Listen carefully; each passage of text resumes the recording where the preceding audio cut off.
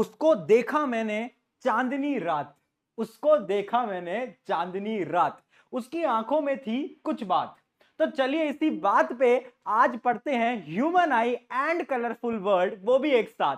तो hi everyone, मैं हूं आप सभी का अपना प्रशांत भैया, और आज हम पढ़ने वाले हैं ये आंखें और ये रंगीन दुनिया, यानी human I and colourful world, वो भी वन शॉट के अंदर, यानी अगले 1.5 घंटे के अंदर ये पूरा चैप्टर मैं आपको पढ़ाऊंगा डिटेल में। उसके साथ साथ जितने भी मोस्ट इंपॉर्टेंट क्वेश्चंस हैं वो तक तुम्हें पढ़ाऊंगा, समझाऊंगा, एक एक कॉन्सेप्ट को फील कराऊंगा। ठीक है, ये लेक्चर रटाने वाला लेक्चर नहीं है, तुम एंजॉय करोगे, मजे से पढ़ोगे और तुम्हें बहुत मजा आने वाला है। ठीक है, नोट्स वगैरह मिल जाएंगे, उसकी तुम्हें चिल लेना है, ज्यादा टेंशन नहीं लेनी है। अभी हम स्टार्ट करते हैं आंखों के साथ। सबसे पहले बात करेंगे ये आंखें, और फिर बात करेंगे ये रंगीन दुनिया, यानी ये कलरफुल वर्ल्ड। और पहले बता दो जोश मीटर कैसा है, एनर्जी मीटर कैसा है। जोश मीटर 1000 है, 10,000 है, 1 लाख है, कितना है? क्योंकि तुम्हारे मास्टर का देखो जोश मीटर बहुत तेज है, तो तुम्हारा भी रहना चाहिए भैया। चलिए सबसे पहले देखते हैं हुज आईज आर दीज। ओहो, ये आंखें, ये आंखें तो मेरी है भाई ये तो मैं हूं तुम्हारा अपना पीके भैया। ठीक है, तो ये आंखें तो मेरी है, ये पता नहीं कौन है, ये कोई एनीमे कैरेक्टर लग रहा है ना। तो आंखें जो हैं, इन आंखों के अंदर चलते हैं, है ना। इन बेटा बहना नहीं है पूरे लेक्चर के अंदर, साइंस की मदद से पढ़ने वाले हैं कि इन आंखों के अंदर क्या होता है। तो चलिए एक एक करके पढ़ते हैं। पहले ये देखते हैं कि ह्यूमन आई है क्या। तो देखो भाई, ह्यूमन आई ना सबसे इंपॉर्टेंट ऑर्गन होता है हमारी बॉडी का, most sensitive and important organ. क्यों? क्योंकि इसी की मदद से तुम दुनिया को देख पाते हो।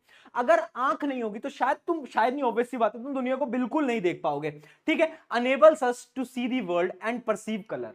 उसके साथ साथ ये जो आंख है ना, इससे लिंक्ड है और भी बहुत सारी चीजें, जैसे स्मेल, टेस्ट, हाँ, ये सारी चीजें लिंक्ड होती हैं आपकी आंखों के साथ। ठीक है, तो आई बहुत इंपॉर्टेंट है। उसके अलावा सवाल बार बार पूछा जाता है कि यार ये बताओ, हमारे फ्रंट फेस पे अगर आप ध्यान से देखोगे, हमारी जो आंखें होती हैं वो फ्रंट पे होती हैं, है ना, यहां पर होती हैं, पीछे क्यों नहीं होती? एक इधर क्यों नहीं होती इमेजिन कर, एक आंख यहाँ है, एक आंख यहाँ है क्या दिखेगा? तो मतलब ऐसे क्यों नहीं होती, फ्रंट फेस पे क्यों होती है? बताओ बताओ। मैं बताता हूं दो रीजन क्या है, दो एडवांटेजेस क्या है। पहली एडवांटेज है, it gives a wide field of view. यानी आप देखो, ऐसे अपनी आंख करो, इसको ऐसे करो, इसको ऐसे करो, इसको ऐसे करो, इसको करो, कितना लंबा तुम देख सकते हो, वाइडर व्यू तुम्हें दे रहा है। दूसरी चीज, इट प्रोवाइड्स 3 डायमेंशनल व्यू, यानी ऊपर नीचे राइट लेफ्ट ऊपर नीचे राइट लेफ्ट, ऊपर नीचे राइट, आगे ऐसे घूमती है ना, वो हिप्नोटाइज कर रहा हूं मैं तुम्हें ठीक है, हाँ। तो ये दो बड़ी इंपॉर्टेंट चीजें, एक तो वाइडर व्यू देता है और क्या देता है, 3 डायमेंशनल व्यू देता है। अब फटाफट से बढ़ते हैं स्ट्रक्चर ऑफ आई की तरफ, कि आंखों का स्ट्रक्चर क्या होता है। ठीक है, अब देखते हैं एक एक करके इन सारे स्ट्रक्चर को डिटेल में। देखो मैं ना तुम्हें एक स्टोरी की मदद से समझा दूंगा बेटा, अगर तुमने वो कहानी को ढंग से समझ लिया ना, तो तुम्हें मजा आ जाएगा, फील आ जाएगा। ठीक है, अब देखो इस कहानी को स्टार्ट करते हैं बेटा एक एक करके। सबसे पहले आते हैं आंख। ये पूरी की पूरी क्या है, आई बॉल। आई बॉल कहां होती है, आंख के अंदर, आई बॉल पूरी की पूरी। ठीक है, अच्छा अब इसको इमेजिन करेंगे, ये आंख नहीं है, ये घर है, एकदम अमीर सा घर है। तो जब तुम एक घर में एंट्री लेते हो, तुम्हें क्या मिलता है, एक गेट मिलता है, गेट। ठीक है, तो सबसे पहले आंख में क्या मिलेगा, गेट मिलेगा, एक दरवाजा मिलेगा। उस दरवाजे का नाम क्या है बेटा, उस दरवाजे का नाम होता है, ध्यान से देखना, ये जो दरवाजा है इसको हम बोलते हैं क्या, कॉर्निया। क्या बोलते हैं, कॉर्निया। ये एक ऐसा दरवाजा है जो कि क्या करता है, लाइट की एंट्री करवाता है अंदर। और इसका एक और काम है, लाइट को रिफ्रैक्ट कराना, यानी बेंड करवाना। लिखवा दूंगा, तुम टेंशन मत लो, अभी समझो। ठीक है, अब घर के अंदर एंट्री हो गई, इमेजिन करते चलूंगा। इमेजिन करो एक अमीर सा घर है जिसके फ्रंट में स्विमिंग पूल है बहुत बड़ा। यार भैया मजा ही आ जाएगा। बेटा इतनी मेहनत करनी है कि तुम्हारा घर भी एक दिन ऐसा दिखे, ये मोटिवेशन है, इतनी बड़ाई करो। ठीक है, तो अंदर आए, बड़ा सा स्विमिंग पूल दिखा। सिमिलरली आंख के दरवाजे के बाद यहां पर एक लिक्विड सब्सटेंस होता है, ये जो तुम देख पा रहे हो ये पूरा का पूरा लिक्विड सब्सटेंस होता है यहां पर, जिसको हम बोलते हैं क्या, एक्वस ह्यूमर। एक्वस ह्यूमर क्या करता है, एक्वस ह्यूमर इसको सपोर्ट प्रोवाइड करता है, इसके बारे में भी डिटेल में पढ़ेंगे। अब मान लो तुम घर के अंदर घुस रहे थे, अब घर का एक छोटा वाला दरवाजा होता है, और छोटे वाले दरवाजे के अगल बगल में दो बॉडीगार्ड खड़े हैं। हाँ जी, कहां जाना है आपको, किससे मिलना है? तो सिमिलरली लाइट जब अंदर जाती है, मान लो यहां से लाइट अंदर जा रही है, तो ये दो बॉडीगार्ड है, ये साइड में दो बॉडीगार्ड हैं, आप ये देख सकते हो, दो बॉडीगार्ड, और बीच में एक छेद होता है। ये बीच में एक छेद होता है, इस छेद को हम बोलते हैं क्या, प्यूपिल, है ना। दरवाजा क्या है, प्यूपिल। और जो दो बॉडीगार्ड तुम देख पा रहे हो ये कौन है, ये आइरिस है। अच्छा अब ये बताओ आइरिस क्या करेगा, अरे बॉडीगार्ड क्या करते हैं, ओपनिंग एंड क्लोजिंग, है ना। वो ये बोलेंगे ना कि भाई अंदर आ जा, नहीं बाहर चला जा। यानी इस प्यूपिल को कंट्रोल कौन करेगा? आइरिस करेगा। हाँ, तो याद रखना एक दरवाजा है, आइरिस है, ठीक है। अब मैं और अंदर घुसा, जब मैं और अंदर घुसा ना तो पता है मुझे क्या दिखा? मुझे एक बड़ी सी लेंस दिखाई दी। घर के अंदर एक बड़ा सा लेंस था, क्रिस्टलाइन लेंस था। तो सिमिलरली क्या होता है कि आपकी आंखों के अंदर होता है एक लेंस, और इस शेप को देखकर तुम बता सकते हो ये शेप कौन सी है, ये कौन सा लेंस है। बताओ भाई, ये कौन सा लेंस होता है बेटा? कॉन्वेक्स लेंस होता है यार, ठीक है। अब ये लेंस हो गया यार, बहुत बढ़िया। अब इस लेंस को ना कोई कंट्रोल कर रहा है, दो मसल हैं जो कि इसको कंट्रोल कर रहे हैं, और उन मसल का क्या नाम है? ये एक मसल यहां पर है और एक मसल यहां पर है। ये जो दो मसल तुम देख पा रहे हो, इनको हम बोलते हैं क्या? इनको हम बोलते हैं सिलेरी मसल। इसको और इसको क्या बोलते हैं? Ciliary muscle. सिलेरी मसल क्या करते हैं? लेंस के साइज को कंट्रोल करते हैं। मान लो ये लेंस है, एक सिलेरी मसल ऊपर, एक नीचे। अब मान लो मुझे लेंस को मोटा करना है, तो क्या करूंगा मैं? टून टून टून टून टून टून टून, लेंस मोटा हो गया। अब मुझे लेंस को पतला करना है, टून टून टून टून टून टून टून, लेंस पतला हो गया। यानी लेंस को मोटा या पतला कौन करेगा? Ciliary muscle. सिलेरी मसल क्या है? लेंस का पापा है, कंट्रोल कर रहा है उसको, ठीक है, बहुत बढ़िया। अब मैं जा रहा था इस घर के अंदर, है ना, मुझे लेंस वगैरह सब दिख गया, और एंड में मैंने देखा कि उस घर के लास्ट में बड़ी बड़ी स्क्रीन्स लगी हुई थी, एकदम बड़ी बड़ी स्क्रीन जहां पर लोग पिक्चर देखते हैं। सिमिलरली अगर आप यहां देखोगे तो आंखों के लास्ट में होती है एक स्क्रीन जिसमें इमेज बनती है, जिसको हम बोलते हैं रेटिना। क्या बोलते हैं? रेटिना, ठीक है। यहां पर इमेज एक्चुअली में बनती है, ठीक है। अभी जो बीच का एरिया है, इसमें एक फ्लूइड होता है, और उस फ्लूइड को हम बोलते हैं विट्रस ह्यूमर, ठीक है। मैं आपको एक एक करके डिटेल में बता दूंगा। एक्वस ह्यूमर यहां पर था, ये पूरा का पूरा विट्रस ह्यूमर है, ठीक है। ये आ गया रेटिना। अब क्या होता है? रेटिना क्या करता है? जो तुम देख रहे हो ना, उस सिग्नल को खींचता है। तो यहां पर इमेज बन गई, पर इमेज ना उल्टी बनती है। हाँ, तुम्हारे रेटिना पे इमेज टुंग करके बनती है, उल्टी। क्यों? लेंस देखो कौन सा है, कॉन्वेक्स लेंस है ना, उल्टी इमेज बनेगी। अब भैया सीधा कौन करता है? तो ये जो इंफॉर्मेशन है ना, यहां से ऑप्टिकल नर्व, ये क्या है? Optical nerve. ये नर्व होती है ऑप्टिक नर्व, जो कि लेके जाती है ब्रेन तक, और ब्रेन क्या करता है? ब्रेन बोलता है अइला उल्टी इमेज, सीधी कर देते हैं भैया। तो ब्रेन की वजह से तुम सीधी इमेज देख पा रहे हो। अगर ब्रेन ही नहीं होता, ऑप्टिकल नर्व नहीं होती, तो तुम कहते हो अरे भैया सब उल्टा काहे दिखाई दे रहा है? इसलिए दिखाई दे रहा है, ठीक है। तो ये पूरा का पूरा क्या है? स्ट्रक्चर है आंखों का। कहानी याद रखेंगे, घर के अंदर एंट्री कर रहे हैं, सबसे पहले गेट आया यानी कॉर्निया, अंदर आया एक स्विमिंग पूल, छोटा स्विमिंग पूल आया जिसका नाम क्या था? Aqueous humour. अंदर एक और दरवाजा, दो सिक्योरिटी गार्ड खड़े हैं, जो कौन है? आइरिस। दरवाजा क्या है? प्यूपिल, ठीक है। फिर और अंदर गए, एक लेंस दिखा, और लेंस को कौन कंट्रोल कर रहा है? दो मसल, सिलेरी मसल, ठीक है। फिर अंदर गए, फिर बड़ा सा एक स्विमिंग पूल आया जिसका नाम था विट्रस ह्यूमर, और लास्ट में गए तो एक स्क्रीन थी, जिस स्क्रीन को अपन बोलते हैं रेटिना। रेटिना भैया, अब इनके एक एक करके ना काम बता दो, इनके एक एक करके काम समझते हैं, आ जाइए फटाफट से। सबसे पहला आता है क्या? कॉर्निया। कॉर्निया क्या करता है? Transparent curved membrane in the front allows light to enter and causes major refraction. ये जो लाइट बेंड हो रही है ना, इधर चला मैं उधर, ये लाइट बेंड हो रही है ना भाई, वो कौन कर रहा है? कॉर्निया कर रहा है। आई समझ? अरे दिमाग में जा रहा है बेटा, ये चैटिंग वेटिंग करना बंद कर दे। क्या बोल रहा हूं मैं? क्या बोल रहा हूं? कहां है फोकस? चैटिंग वेटिंग करना बंद कर दे। क्या पता जिस आयुषी को समझ के तू चैटिंग कर रहा है, कल को वो आयुष निकले, हो सकता है ना। एक बार ना हमने ऐसा करा था अपने स्कूल टाइम में प्रैंक। हमारा एक दोस्त था, ठीक है, तो उसको एक लड़की पसंद थी। तो हमने उसकी फेक आईडी बना के उससे थोड़ी बहुत चैटिंग वैटिंग कर ली। फिर उसके बाद क्या हुआ कि उसको बाद में पता चला, क्यों ये आयुषी नहीं थी, ये तो आयुष था। तो उसके साथ बेटा बहुत गलत हुआ। क्या पता तुम्हारे दोस्त भी तुम्हारे साथ कर रहे हो, बच के रहे, ठीक है। फोकस करें, कॉर्निया ऑल डन। अगला आई बॉल। आई बॉल क्या होता है? ये पूरी की पूरी जो बॉल है जिसके अंदर ये सारी चीजें हैं, उसी को हम क्या बोलते हैं? Eye ball. डायमीटर कितना होता है? 2.3 सेंटीमीटर। अच्छा, अगला आता है आइरिस। आइरिस क्या? दरवाजा, ठीक है। तो coloured muscular diagram behind cornea controls प्यूपिल size. याद रखना है क्या करता है? प्यूपिल के साइज को कंट्रोल करता है। अच्छा, एक और चीज, ये जो आंखों के अंदर कलर होता है ना बीच में, ये कलर पता है किसकी वजह से आता है? आइरिस की वजह से। पेपर में सवाल पूछा जाता है, आंखों का रंग कहां से आया? जैसे ब्लू आइज, श्री श्री श्री हनी पाजी जी नहीं बोल गए थे, ब्लू आइज हिप्नोटाइज कर दी मैंने। तो ब्लू आइज कहां से आई? वो आइरिस का कलर होता है बेटा, ठीक है, प्यूपिल का नहीं होता, आइरिस का होता है, ठीक है। प्यूपिल क्या होता है? It is the opening. ये क्या करता है? ये एक ओपनिंग है जो कि लाइट को अंदर डालता है। अब समझना इंपॉर्टेंट चीज, कभी कभार ना जब तुम अचानक से ब्राइट लाइट तुम्हारी आंखों पे पड़ती है, तो पता है क्या करता है आइरिस? आइरिस प्यूपिल के साइज को छोटा कर देता है, ताकि ज्यादा लाइट अंदर ना जाए। और जब तुम अंधेरे कमरे में होते हो तो आइरिस क्या करता है, प्यूपिल के साइज को बड़ा कर देता है ताकि तुम ज्यादा रोशनी देख पाओ। चलिए बहुत बढ़िया। अगला आ जाता है लेंस। लेंस तो तुम्हें पता ही है कौन सा लेंस होता है, कॉन्वेक्स। बहुत बढ़िया जी। अगला रेटिना, वेरी इंपॉर्टेंट। देखो रेटिना एक क्या है, स्क्रीन है एक तरीके से, ठीक है। याद रखना, image on the light sensitive screen, एक लाइट सेंसिटिव स्क्रीन पे इमेज बनती है जिसको हम बोलते हैं रेटिना। अब रेटिना के पास दो प्रकार के सेल होते हैं और वो सेल भी आपको याद रखने हैं बेटा। एक सेल का नाम होता है रॉड सेल, रॉड सेल, वो वाली रॉड नहीं जिससे मैं तुम्हें मारता हूं तुम पढ़ाई नहीं करते। एक होता है कॉन सेल, कॉन सेल। अच्छा रॉड सेल क्या करता है, रॉड सेल का काम है लाइट की इंटेंसिटी को आइडेंटिफाई करना, ठीक है। Detect dim light, responsible for black and white vision. जो तुम्हें ब्लैक एंड व्हाइट विजन दिख रहा है ना, ये किसकी मदद से दिख रहा है, रॉड सेल की वजह से दिख रहा है। यानी इसका काम है लाइट की इंटेंसिटी को चेक करना। पर एक कॉन सेल पता है क्या करता है, ये कलर दिखता है, इसकी मदद से तुम्हें कलर दिखता है कॉन सेल की मदद से। जो तुम्हें 700 रंग दिखते हैं, है ना, वैसे कलर 7 ही होते हैं, बट लड़कियों को 7000 रंग दिखते हैं। पिंक, बेबी पिंक, हरा पिंक, गुलाबी पिंक, पीला pink, pink pink pink, light light light pink, pink pink pink pink light. तो इतने सारे जो कलर दिखते हैं वो किसकी वजह से, कौन सेल की वजह से। अगर तुम्हें कलर ब्लाइंडनेस की प्रॉब्लम है, इसका मतलब है कि आपके रेटिना पे कौन सेल की कमी है, ठीक है जी, बहुत बढ़िया। अच्छा एक कवरिंग होती है आंख की, जो अपर मोस्ट कवरिंग है ना, उसको हम क्या बोलते हैं, उसको हम बोलते हैं स्क्लेरा, ठीक है। तो एक टफ व्हाइट आउटर कवरिंग, ये क्या करता है, ये प्रोटेक्ट करता है आई को। एक आउटर कवरिंग होती है, इसको हम स्क्लेरा बोलते हैं। अगली चीज ऑप्टिक नर्व। ऑप्टिक नर्व क्या करता है, सिग्नल लेके जाता है, कहां से कहां लेके जाता है, रेटिना से ब्रेन तक इमेज को लेके जाता है। अगला आता है ciliary muscle, very important. Ciliary muscle क्या कर रहा है, लेंस के शेप को कंट्रोल कर रहा है। इसको अभी डिटेल में पढ़ेंगे, सिलेरी मसल इंपॉर्टेंट है।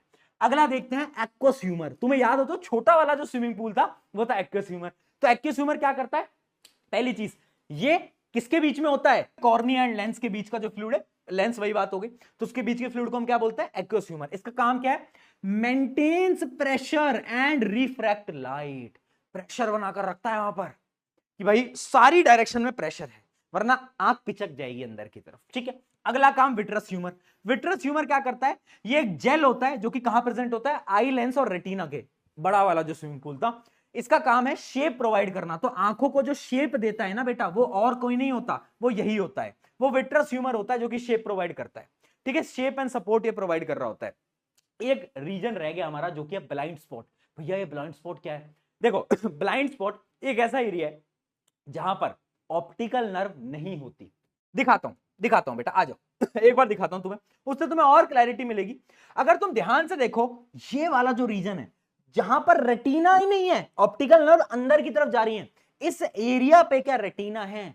अब भैया अगर रेटिना नहीं है तो क्या यहां पर रॉड या कौन सेल होंगे। अब अगर रॉड या कौन सेल नहीं है तो क्या इमेज बनेगी, नहीं। तो ब्लाइंड स्पॉट एक ऐसा एरिया होता है ना जहां पर अगर लाइट आती भी है ना तो भी इमेज बोलेगी नहीं, यहां नहीं बनूंगी मैं, यहां नहीं, कहीं और, यहां नहीं, यहां नहीं बेटा। ये बहुत जरूरी है, ब्लाइंड स्पॉट समझ लेना, ठीक है। ब्लाइंड स्पॉट क्या है, area where the optic nerve exist, no photoreceptor. Photoreceptor यानी वही रॉड और कॉन सेल यहां पर नहीं होते, नहीं होते, नहीं होते। चलिए जी बहुत बढ़िया।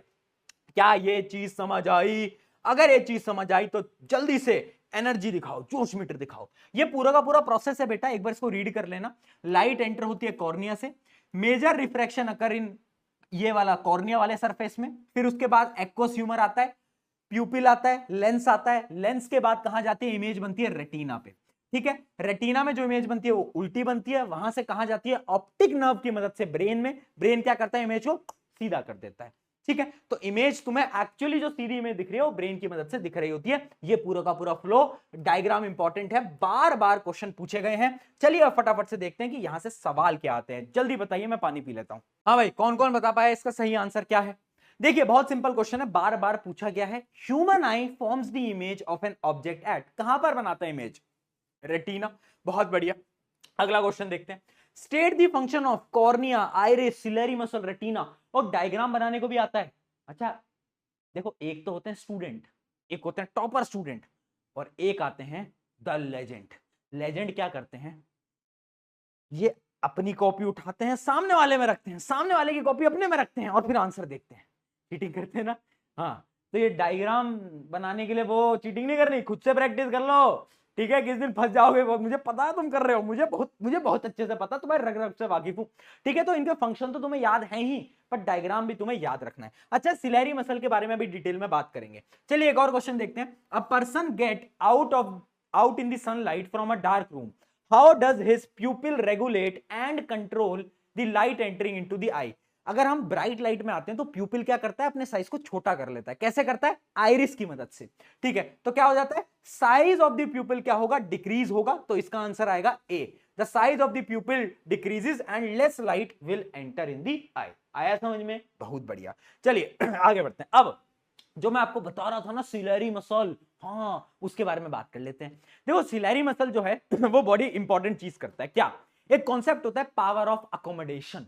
Power of accommodation, power of accommodation क्या बोलता है? देखो, accommodation is the ability of a eye lens to adjust it focal length, adjust its focal length to focus on the near and far object clearly. यानी एक ऐसी ability आंख की जिसमें कि आंख की जो लेंस है ना वो अपनी फोकल लेंथ को चेंज कर लेता है। क्यों? क्योंकि जब दूर का देखेगा तो फोकल लेंथ अलग होगी, पास का देखेगा तो अलग होगी। यानी ये जो एबिलिटी है ना आपकी, इसी को हम बोलते हैं power of accommodation. Very important. अब ये एबिलिटी लाता कौन है? सिलेरी मसल लाएगा, ऑब्वियस सी बात है। अब मैं आपको एक ट्रिक देने वाला हूं बेटा, ध्यान से समझना। समझना बेटा, अगर तुम दूर का देख रहे हो, एक ट्रिक दे रहा हूं समझ लो, एक फनी ट्रिक है। दूर से देखा तो पतला लग रहा था, पास आया तो मोटा हो गया। समझा रहा हूं? जब ऑब्जेक्ट दूर होता है तो लेंस कैसा होता है? लेंस होता है भैया पतला पतला, पर जैसे ही ऑब्जेक्ट पास आ जाता है तो लेंस हो जाता है मोटा मोटा। तो दूर से देखा तो पतला लगा, पास आया तो मोटा हो गया। याद रहेगा? ठीक है, तो जब भी हम दूर का देखेंगे तो लेंस पतला होगा, नियर देखेंगे तो लेंस मोटा होगा। अब मुझे बताओ, अगर लेंस मोटा है तो क्या इसकी फोकल लेंथ कम नहीं हो जाएगी? क्या इसकी फोकल लेंथ कम नहीं हो जाएगी? याद आ रहा है कुछ लाइट में? यानी जब नियर की चीज देखते हैं तो फोकल लेंथ कम हो जाती है। ठीक है, और लेंस अगर पतला है तो फोकल लेंथ ज्यादा होगी। यानी जब दूर की चीज देखेंगे तो फोकल लेंथ ज्यादा हो जाएगी। अच्छा, फोकल लेंथ और पावर में रिलेशन क्या होता था? अगर तुम्हें याद हो, पावर इक्वल्स टू 1/f। याद आया है ना? तो अगर पावर यहां मतलब फोकल लेंथ यहां पर ज्यादा है तो पावर यहां पर कम होगी, और यहां पर अगर फोकल लेंथ कम है तो पावर यहां पर ज्यादा होगी। सिंपल उल्टा। अगली चीज, अब इसको होल्ड किसने कर रखा है बेटा? सिलेरी मसल ने। किसने? सिलेरी मसल ने। ठीक है, अब मुझे बताओ, दूर से देखा तो पतला लग रहा, सिलेरी मसल चिल था, दूर से देख रहा था चिल था, उसके जीवन में कोई दिक्कत नहीं थी। यानी जब दूर का देखते हैं तो सिलेरी मसल कैसा होता है? सिलेरी मसल चिल नहीं लिखना पेपर में चिल लिख के आ रहे, नहीं चिल नहीं लिखना, रिलैक्स्ड होता है भैया। पर अगर पास का देखेंगे तो क्या होता है? वो कॉन्ट्रैक्ट कर जाता है। सिलेरी मसल टू टू टू टू टू टू टू टू टू टू, लेंस मोटा मोटा मोटा। ठीक है, तो यानी यहां पर सिलेरी मसल चिल है रिलैक्स है, और यहां पर क्या है? कॉन्ट्रैक्टेड है। यही सबसे इंपॉर्टेंट चीज है जो कि आपको समझना है। यहां पर लिखा भी हुआ है जब हम दूर का देखेंगे बेटा तो क्या होगा, जब हम फार ऑब्जेक्ट देखेंगे तो क्या होगा, जो हमारा आई लेंस है वो पतला हो जाएगा, एक्सपेंडेड हो जाएगा। फोकल लेंथ क्या कर जाएगी? इंक्रीज कर जाएगी, पावर डिक्रीज कर जाएगी। सिलेरी मसल क्या करेगा? चिल करेगा, रिलैक्स करेगा। लेंस कैसा हो जाएगा? थिन हो जाएगा। ठीक है, लेंस थिन हो जाएगा। अगली चीज देखते हैं, अगर मैं पास का देख रहा हूं, दूर से देखा तो पतला लग रहा था, पास आया तो मोटा हो गया। यानी यहां पर लेंस थिक हो जाएगा। लेंस थिक कैसे हुआ? जब सिलेरी मसल क्या हुआ? कॉन्ट्रैक्ट हुआ। सिलेरी मसल कैसा हुआ? कॉन्ट्रैक्ट हुआ। फोकल लेंथ कैसी होगी? यहां पर डिक्रीज हो जाएगी। अगर फोकल लेंथ डिक्रीज तो पावर इंक्रीज। बहुत बढ़िया, याद रखना, दूर से देखा तो बार बार नहीं बोलूंगा, ठीक है, ज्यादा फनी हो जाता है। आ जाओ अगला देखो बेटा, अब यहां पर कुछ चीजें आपको समझनी पड़ेंगी। एक होता है नियर पॉइंट, एक होता है फार पॉइंट। मैं आपको वही बताने वाला था। नियर पॉइंट क्या होता है? नियर पॉइंट होता है मिनिमम डिस्टेंस। मिनिमम डिस्टेंस जहां पर आप क्लियरली देख सकते हो। जैसे कि तुम कितना क्लियरली देख सकते हो, एक अपना हाथ लेकर आओ, अपने पास लाते रहो, एक डिस्टेंस के बाद ना तुम्हें क्लियरली नहीं दिखेगा, तुम्हें लगेगा अइला थोड़ा धुंधला धुंधला दिख रहा है। तो वो जो मिनिमम डिस्टेंस होता है ना नॉर्मल ह्यूमन आई का, उसी को हम बोलते हैं क्या? Near point. ठीक है, the minimum distance eight which object can be seen clearly. और मेनली जो डिस्टेंस है नॉर्मल आंखों का वो होता है 25 सेंटीमीटर। कितना होता है बेटा? याद रखना, 25 सेंटीमीटर। ये चीज क्लियर है क्या? ठीक है, अगर इससे आगे लाओगे तो एक तो आंखों पे जोर पड़ेगा, इसलिए बोलते हैं किताब यहां पर रख के पढ़ना चाहिए, यहां नहीं। मैं बच्चे देखता हूं ऐसे लेट के, ऐसे नहीं पढ़ना होता। ठीक है ये चीज समझ में आ गई। अब अगला आता है फार पॉइंट। फार पॉइंट यानी कितनी दूर का देख सकते हो। भैया मैं तो चांद सितारे तब सब तोड़ रहा हूं उसके लिए, वो बोले तो सही मुझसे है तो चांद सितारे सब देख सकता हूं मैं बहुत दूर का देख सकता हूं भैया। मैंने कहा बहुत बढ़िया, तुम तो दूर का देख पा रहे हो, पर मैं तुम्हारे फ्यूचर में दूर का नहीं देख पा रोस्ट नहीं कर रहा हूं, ठीक है, अपन मूर्ख बालक है तुम मेरे, तो इसलिए चिल करो। तो फार पॉइंट यानी दूर, कितना दूर, इन्फिनिटी, तुम इन्फिनिटी तक का देख सकते हो, तुम बहुत दूर देख सकते हो, ऑब्वियस सी बात है, ठीक है। The farthest point up to which the eye can see object clearly, याद रखना नॉर्मल आंखें जो होती हैं उनका फार पॉइंट क्या होता है, इन्फिनिटी, यानी कितनी भी दूर तक तुम क्लियरली देख सकते हो, ठीक है जी ये क्लियर हो गया। फार पॉइंट हो गया, नियर पॉइंट हो गया, ये पता चल गया दूर में क्या होता है, पतला होता है, पास आता है तो लेंस मोटा हो जाता है, ठीक है। अब इसके कुछ क्वेश्चन देखते हैं बेटा। एक बड़ा प्यारा सवाल आया था, मतलब ये बड़ा प्यारा सवाल नहीं है, बड़ा इजी सवाल आया था, देखो कितनी बार आया है, सीबीएसई के अंदर तो भर भर के आता है, स्टेट बोर्ड्स के अंदर भी आता है। The least distance of the distinct vision of the normal human आई, कितना पास का देख सकता हूं, 25 सेंटीमीटर, यार कितनी बार बोलूं, है 25 सेंटीमीटर, लगा दे ऑप्शन अगला देखते हैं। Define the term power of accommodation, क्या होता है, ability of eye to see near and far object clearly by changing the lens focal length is called accommodation of eye. Write the name of the part of the eye, ठीक है, which plays major role in the process of accommodation, क्या होता है, एक lens होता है और एक सिलेरी मसल होता है, उसके पापा होते हैं, ठीक है। Explain what happens when the human eye focuses on near, पास का देखेंगे तो लेंस तो मोटा है, दूर का देखा तो लेंस पतला है। सिलेरी मसल क्या होता है, जब दूर का देख रहे तो रिलैक्स है, पास आया तो कॉन्ट्रैक्ट, बहुत बढ़िया। चलिए आगे बढ़ते हैं।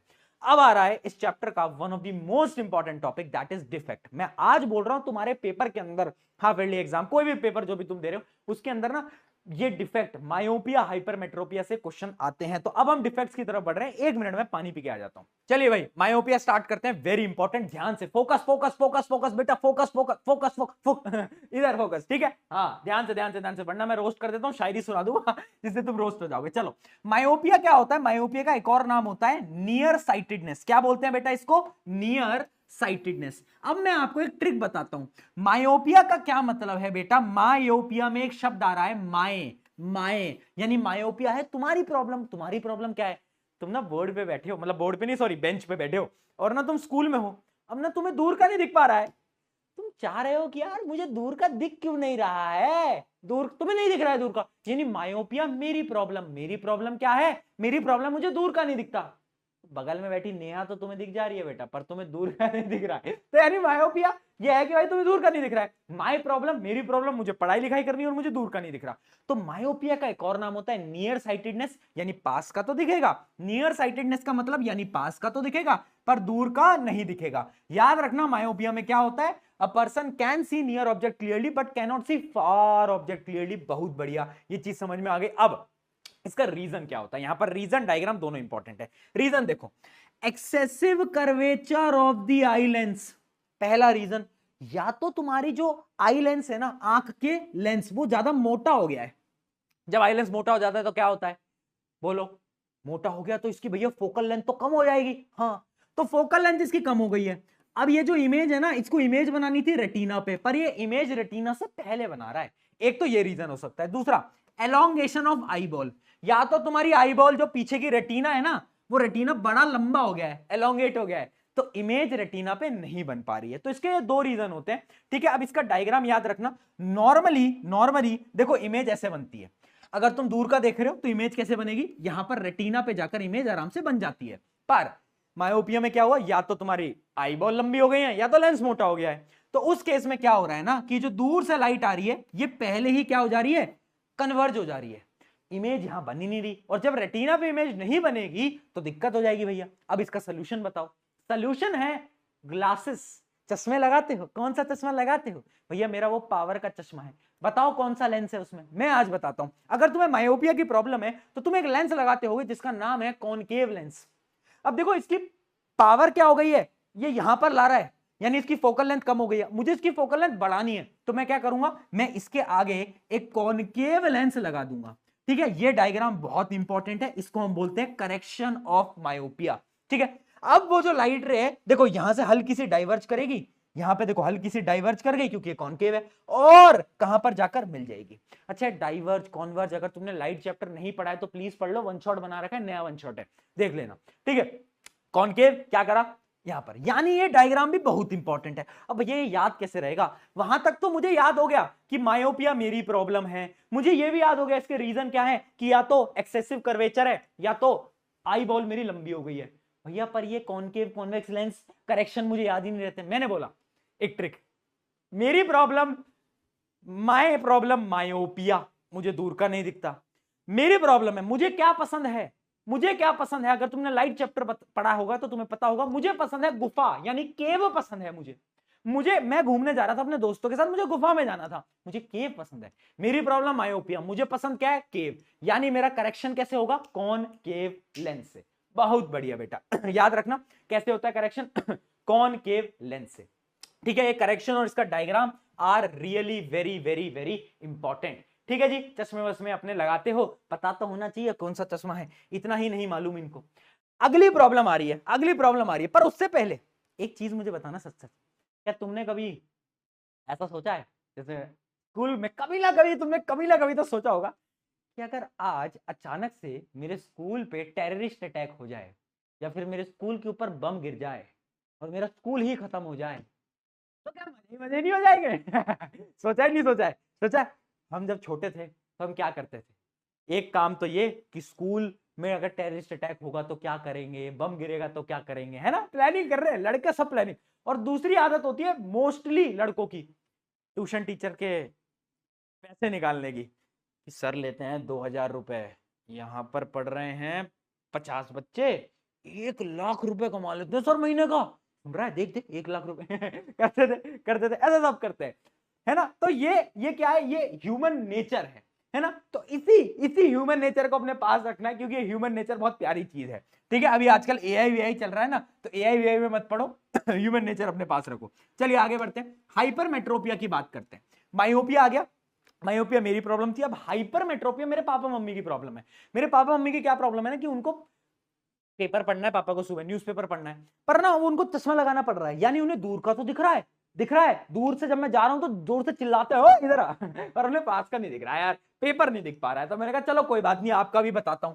तो हाइपरमेट्रोपिया क्या है, इसका नाम होता है फार साइटेडनेस, यानी दूर का दिखेगा बट नियर का नहीं दिखेगा। इसके रीजन क्या है बेटा, कॉजेज याद रखना, कॉजेज याद रखना। अच्छा इसके अंदर होता क्या है, देखो हमारा नियर पॉइंट 25 सेंटीमीटर है, तुम्हें पता है, पर होता क्या है इस केस के अंदर उनका नियर पॉइंट शिफ्ट होता है आगे की तरफ, यानी 30 सेंटीमीटर या तो 50 सेंटीमीटर आगे की तरफ होता है, सॉरी हाँ, आगे की तरफ शिफ्ट हो जाता है उनका क्या नियर पॉइंट, ठीक है, पीछे नहीं होता आगे, क्योंकि उनको 25 सेंटीमीटर पे नहीं दिख रहा है, उनको 50 सेंटीमीटर पे ले जाना पड़ रहा है, तब उन्हें दिख रहा है।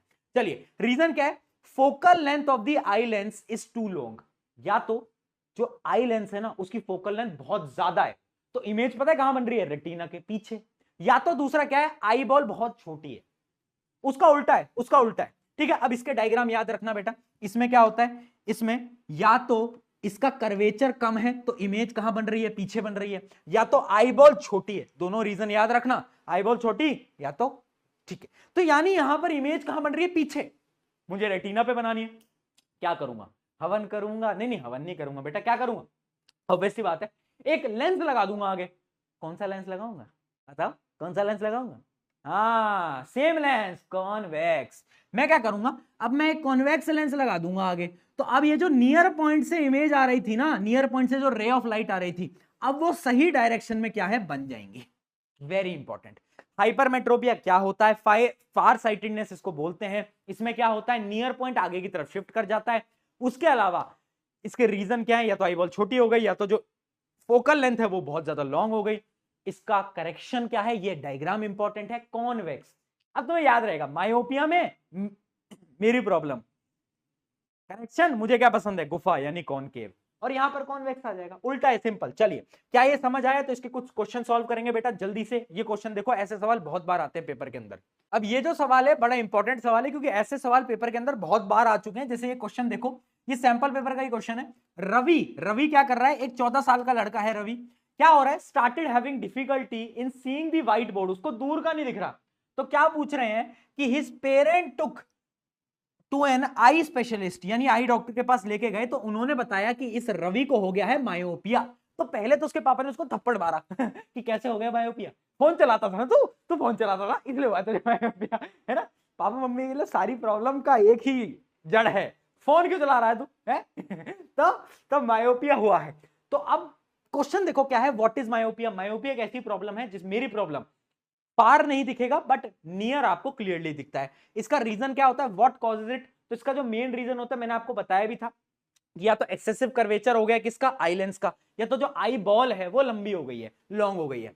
Why can Ravi see nearby object clearly, क्यों देख सकता है वो, ऑब्वियस सी बात है क्योंकि जो अभी आपको दो रीजन बताया उनमें से कोई रीजन है तो उसकी जो इमेज बन रही है वो रेटिना से पीछे बन रही है। कहां बन रही है, रेटिना से पहले बन रही है, रेटिना से पहले की तरफ बन रही है। ठीक है, डायग्राम याद रखना। व्हाट काइंड ऑफ लेंस, कौन सा लेंस लगाएंगे, मेरी प्रॉब्लम, मुझे क्या पसंद, गुफा, केव, कॉनकेव, बहुत बढ़िया।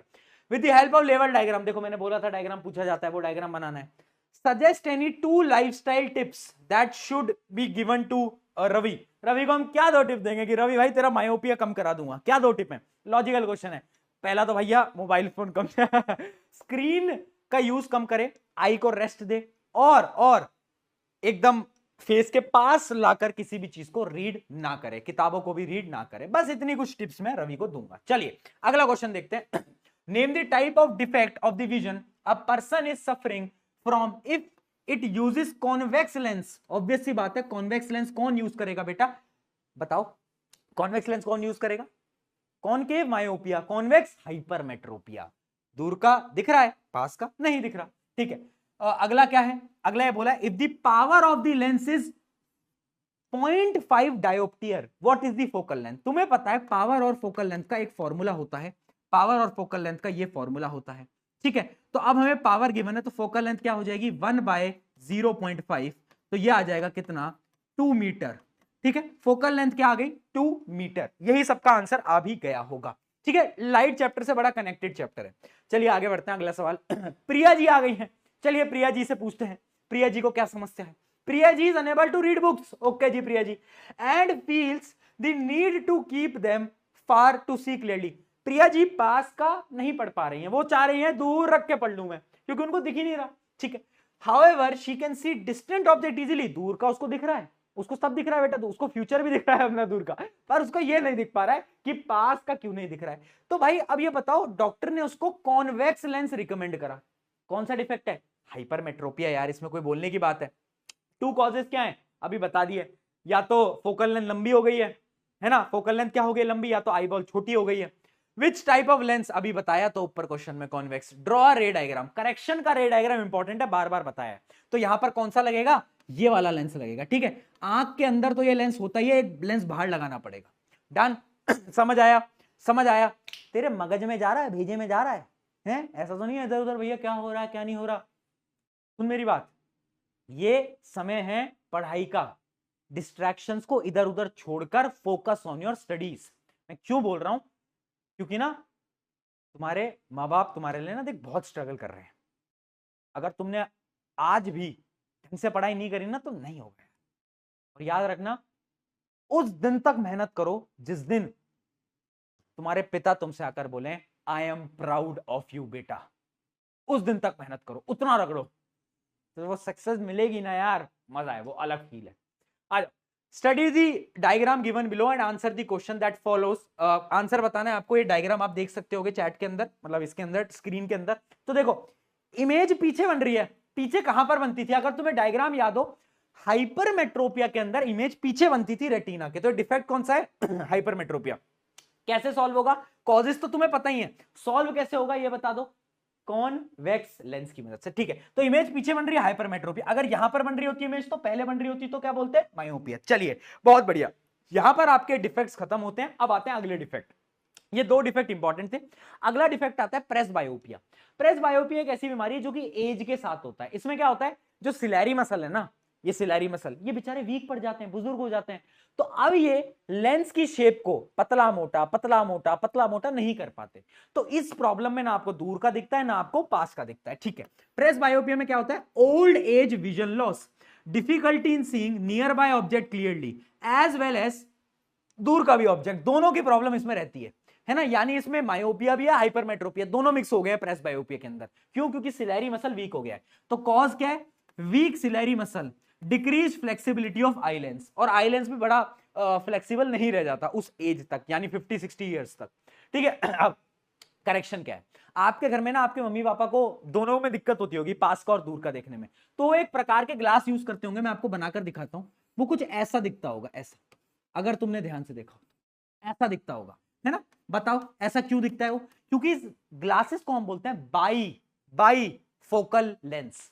बाई फोकल लेंस क्या होते हैं बेटा? इसके अंदर यहां पर क्या है, ऊपर की तरफ अगर आप देखोगे तो दूसरा लेंस है, नीचे की तरफ देखोगे तो दूसरा लेंस है, यानी यहां पर कॉनकेव भी है ऊपर और कॉन्वेक्स भी है नीचे। तो इसको हम क्या बोलते हैं? By focal lens. ऊपर क्या होता है? कॉनकेव, नीचे क्या होता है? कॉन्वेक्स। तो इससे क्या होता है, उन्हें पास का देखना है तो ऐसे नीचे, दूर का, दोनों देख लेते हैं। तो इसका करेक्शन याद रखना, प्रॉब्लम है प्रेस बायोपिया, सोल्यूशन मैंने तुम्हें दे दिया। आगे बढ़ते हैं, शायरी सी हो गई ये तो। आगे एस्टिग्मेटिज्म। एस्टिग्मेटिज्म कुछ नहीं है, एक ऐसी प्रॉब्लम है जिसमें एक पर्सन वर्टिकल लाइंस और हॉरिजॉन्टल लाइन, वर्टिकल लाइन और हॉरिजॉन्टल लाइन पे फोकस नहीं कर पाता, उसको हम बोलते हैं एस्टिग्मेटिज्म। ठीक है। Blurred distorted vision at all distance due to irregular curved cornea. इसका रीजन क्या होता है? यानी ये कुछ लोगों को, जैसे अब ये दो लाइन है, देखो ये वर्टिकल है हॉरिजॉन्टल, इस पे वो फोकस नहीं कर पाते, जो फोकस नहीं कर पाते उसको बीमारी होती है एस्टिग्मेटिज्म। इसका रीजन क्या है? जो कॉर्निया होता है ना, कॉर्निया का सरफेस अनइवन होता है। कॉर्निया क्या होता है? देखो आउटसाइड होता है, जब ये अनइवन होता है ना तब ये प्रॉब्लम होती है। ठीक है। अनइवन कर्वेचर ऑफ कॉर्निया और लेंस, लेंस भी अगर अनइवन होगा तो भी ये प्रॉब्लम हो सकती है। इसका सोल्यूशन क्या है? एक लेंस आते हैं बेटा, सिलेंड्रिकल लेंस। सोल्यूशन मिल गया। चलिए आगे बढ़ते हैं। लास्ट बीमारी है कैटरेक्ट। ये आपने सुनी होगी पक्का, इसको हिंदी में बोलते हैं मोतियाबिंद, अब तो सुनी होगी। मोतियाबिंद में क्या होता है? जो हमारे आंखों का जो लेंस है उस पे प्रोटीन जम जाता है, तो ना वो व्हाइट कलर का हो जाता है और हमें दिखने नहीं लगता, धीरे धीरे बिल्कुल दिखना बंद हो जाता है। सोल्यूशन क्या है? सर्जरी है। सबको पता है। ठीक है। A condition in which crystalline lens of eye becomes milky, milky यानी व्हाइट कलर का हो जाता है, and cloudy due to growth of membrane, protein की एक लेयर आ जाती है लेंस के ऊपर ना, एक लेयर आ जाती है जिससे क्या हो जाता है? लेंस व्हाइट कलर का हो जाता है। Generally occurs in older adults, this causes partial and complete loss of vision. और इसका सोल्यूशन क्या है? कैटरैक्ट सर्जरी की मदद से इसका सोल्यूशन निकाला जा सकता है। बहुत बढ़िया बेटा, यहां तक क्या समझ आया? डन है जी, डन है जी, जल्दी बताओ। अगर डन है तो आगे बढ़ते हैं। कुछ बेसिक क्वेश्चन है बेटा, इसके क्वेश्चन बता दो।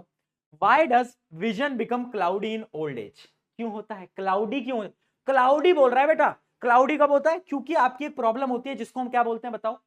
क्लाउडी बोल रहा है यहां पर। विजन क्लाउड मतलब धुंधला क्यों हो जा रहा है? क्योंकि कैटरेक्ट हो सकता है, और ओल्ड एज में एक और बीमारी होती है प्रेस बायोपिया। दोनों इसके रीजन होंगे, है ना। क्लाउडी का एक रीजन कैटरेक्ट भी होगा, प्रेस बायोपिया भी होगा, बोथ आर द रीजंस। अगला एक क्वेश्चन है, क्या है? Mr and Mrs Sharma ji both in 50s have recently developed a difficulty in viewing both near and far object. Their doctor informed them that they have a defect called presbyopia. अब हमें यह बताना है what is press बायोपिया। लिख ही दिया, एक ऐसा disease है जिसमें कि आपके सिलेरी मसल वीक हो जाते हैं और आई लेंस की फ्लेक्सिबिलिटी भी कम हो जाती है, जिसकी वजह से दूर और पास का नहीं दिखता। How it is different from hypermetropia? ये अलग कैसे है बेटा?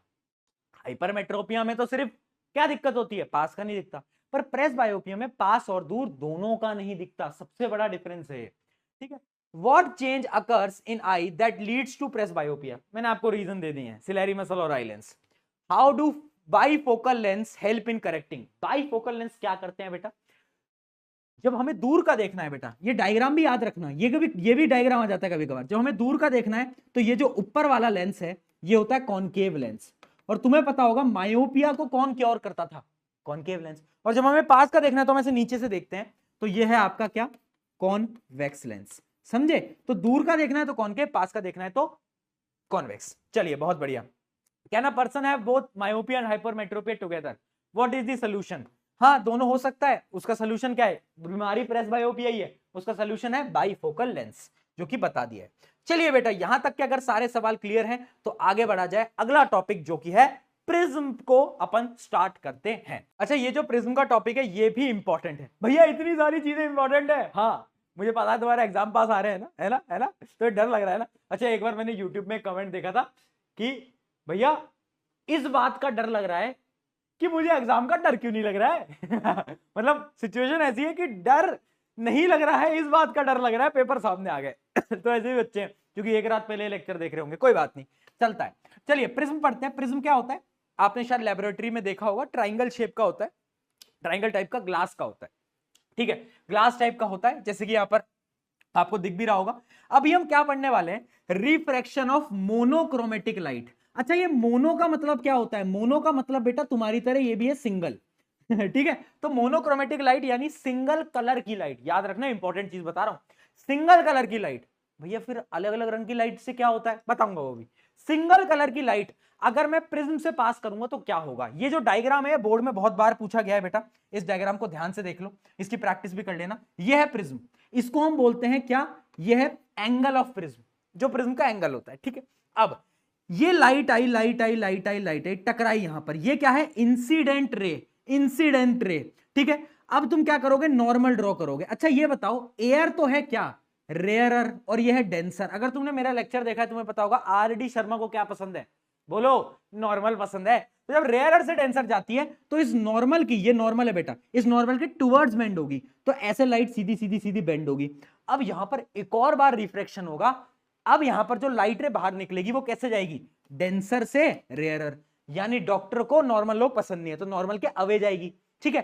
तो अब देखना बेटा, ये रहा नॉर्मल और ये नॉर्मल के अवे एक डायरेक्शन में जाएगी, ठीक है। और इसको हम बोलते हैं इमर्जेंट रे, इंसिडेंट रे, रिफ्रैक्टेड रे, इमर्जेंट रे, ठीक है। ये डायग्राम इंपॉर्टेंट है बेटा। अब यहां पर एक पॉइंट और है, अगर यहां पर प्रिज्म नहीं आया होता तो मेरा इंसिडेंट रे ऐसे जा रहा होता, पर अब प्रिज्म आया तो इमर्जेंट रे ऐसे जा रहा है, तो इन दोनों के जो बीच का एंगल होता है उसको हम बोलते हैं एंगल ऑफ डेविएशन, कि लाइट कितनी डेविएट हो गई, कितनी बेंड हो गई, इसको हम क्या बोलते हैं, एंगल ऑफ डेविएशन। तो यहां पर एक एक करके सबकी डेफिनेशन भी लिखी है, वो मैं आपको बता भी देता हूं, देखते चलना।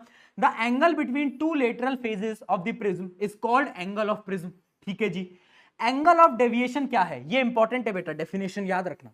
Angle of deviation is the angle between direction of incident ray and direction of emergent रे after light passes through the prism, यानी एक ऐसा एंगल जो कि किसमें, इंसिडेंट रे और इमर्जेंट रे के बीच का एंगल है, ठीक है जी। बाकी मैंने आपको चीजें बताई दी है, ठीक है, याद रखना, rare to denser towards the normal, denser to rarer away from the normal, ठीक है।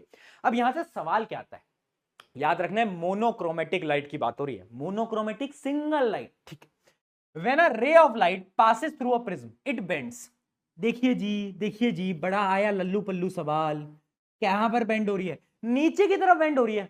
नीचे क्या है, ये बेस होता है बेटा, ये बेस होता है, तो टुवर्ड्स द बेस बेंड हो रही है, तो इसका सही आंसर क्या होगा, टुवर्ड्स द बेस। अच्छा एपेक्स क्या होता है बेटा, एपेक्स होता है ये ऊपर वाला, अगर ये लाइट ऐसे जा रही होती तो हम क्या बोलते, टुवर्ड्स द एपेक्स, पर यहां पर क्या हो रहा है, डिंग डिंग डिंग नीचे आ गई। चलिए जी बहुत बढ़िया। अगला सवाल, अच्छा सवाल नहीं है, अगला कॉन्सेप्ट। अब ये बात थी मोनोक्रोमेटिक सिंगल लाइट की, अब मैं सिंगल, मुझे लोग पसंद नहीं है, मजाक कर रहा हूं, मुझे यहां पर क्या है, मुझे यहां पर एक व्हाइट लाइट चाहिए। व्हाइट लाइट सिंगल नहीं होती कभी भी, तुम्हें लगता है कि वो सिंगल है पर वो सिंगल नहीं है, उसके पास 7 रंग होते हैं, 7 रंग होते हैं, और वो 7 रंग का ऑर्डर भी तुम याद रखना, विबग्योर।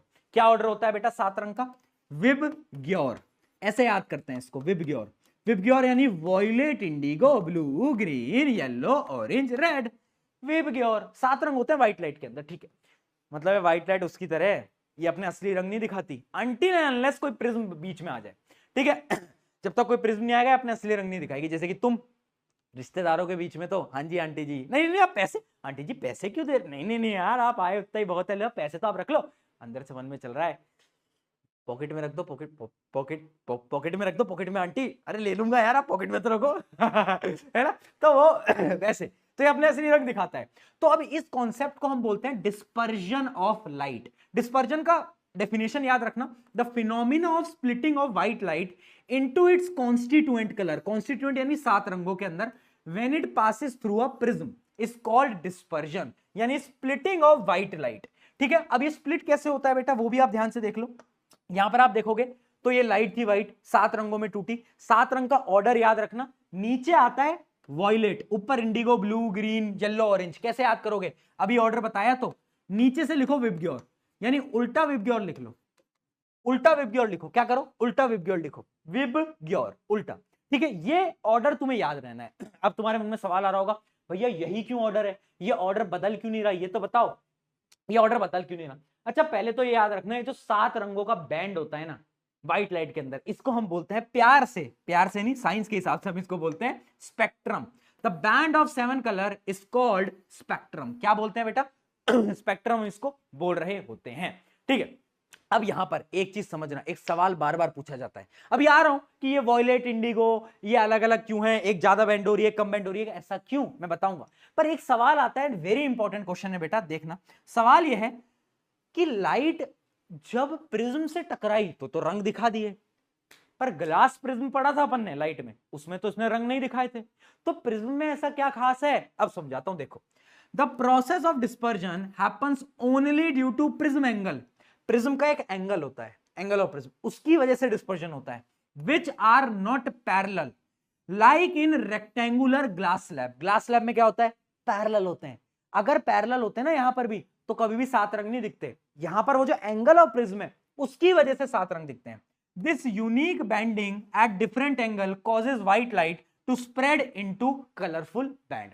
याद रखना रीजन क्या है, हाँ, प्रिज्म का एंगल, जबकि ग्लास स्लैब में दोनों पैरेलल होते हैं। चलिए आगे बढ़ते हैं। अब जो तुम्हारे मन में सवाल चल रहा है कि ये डिस्पर्जन हो क्यों रहा है, what is the cause of dispersion बेटा, और पेपर में पूछा भी गया था 3 मार्कर के अंदर कि what is the cause of dispersion. देखना, इन वैक्यूम एंड एयर, अगर मैं वैक्यूम में एयर की बात करूं तो लाइट के ना सारे रंगों की स्पीड सेम होती है।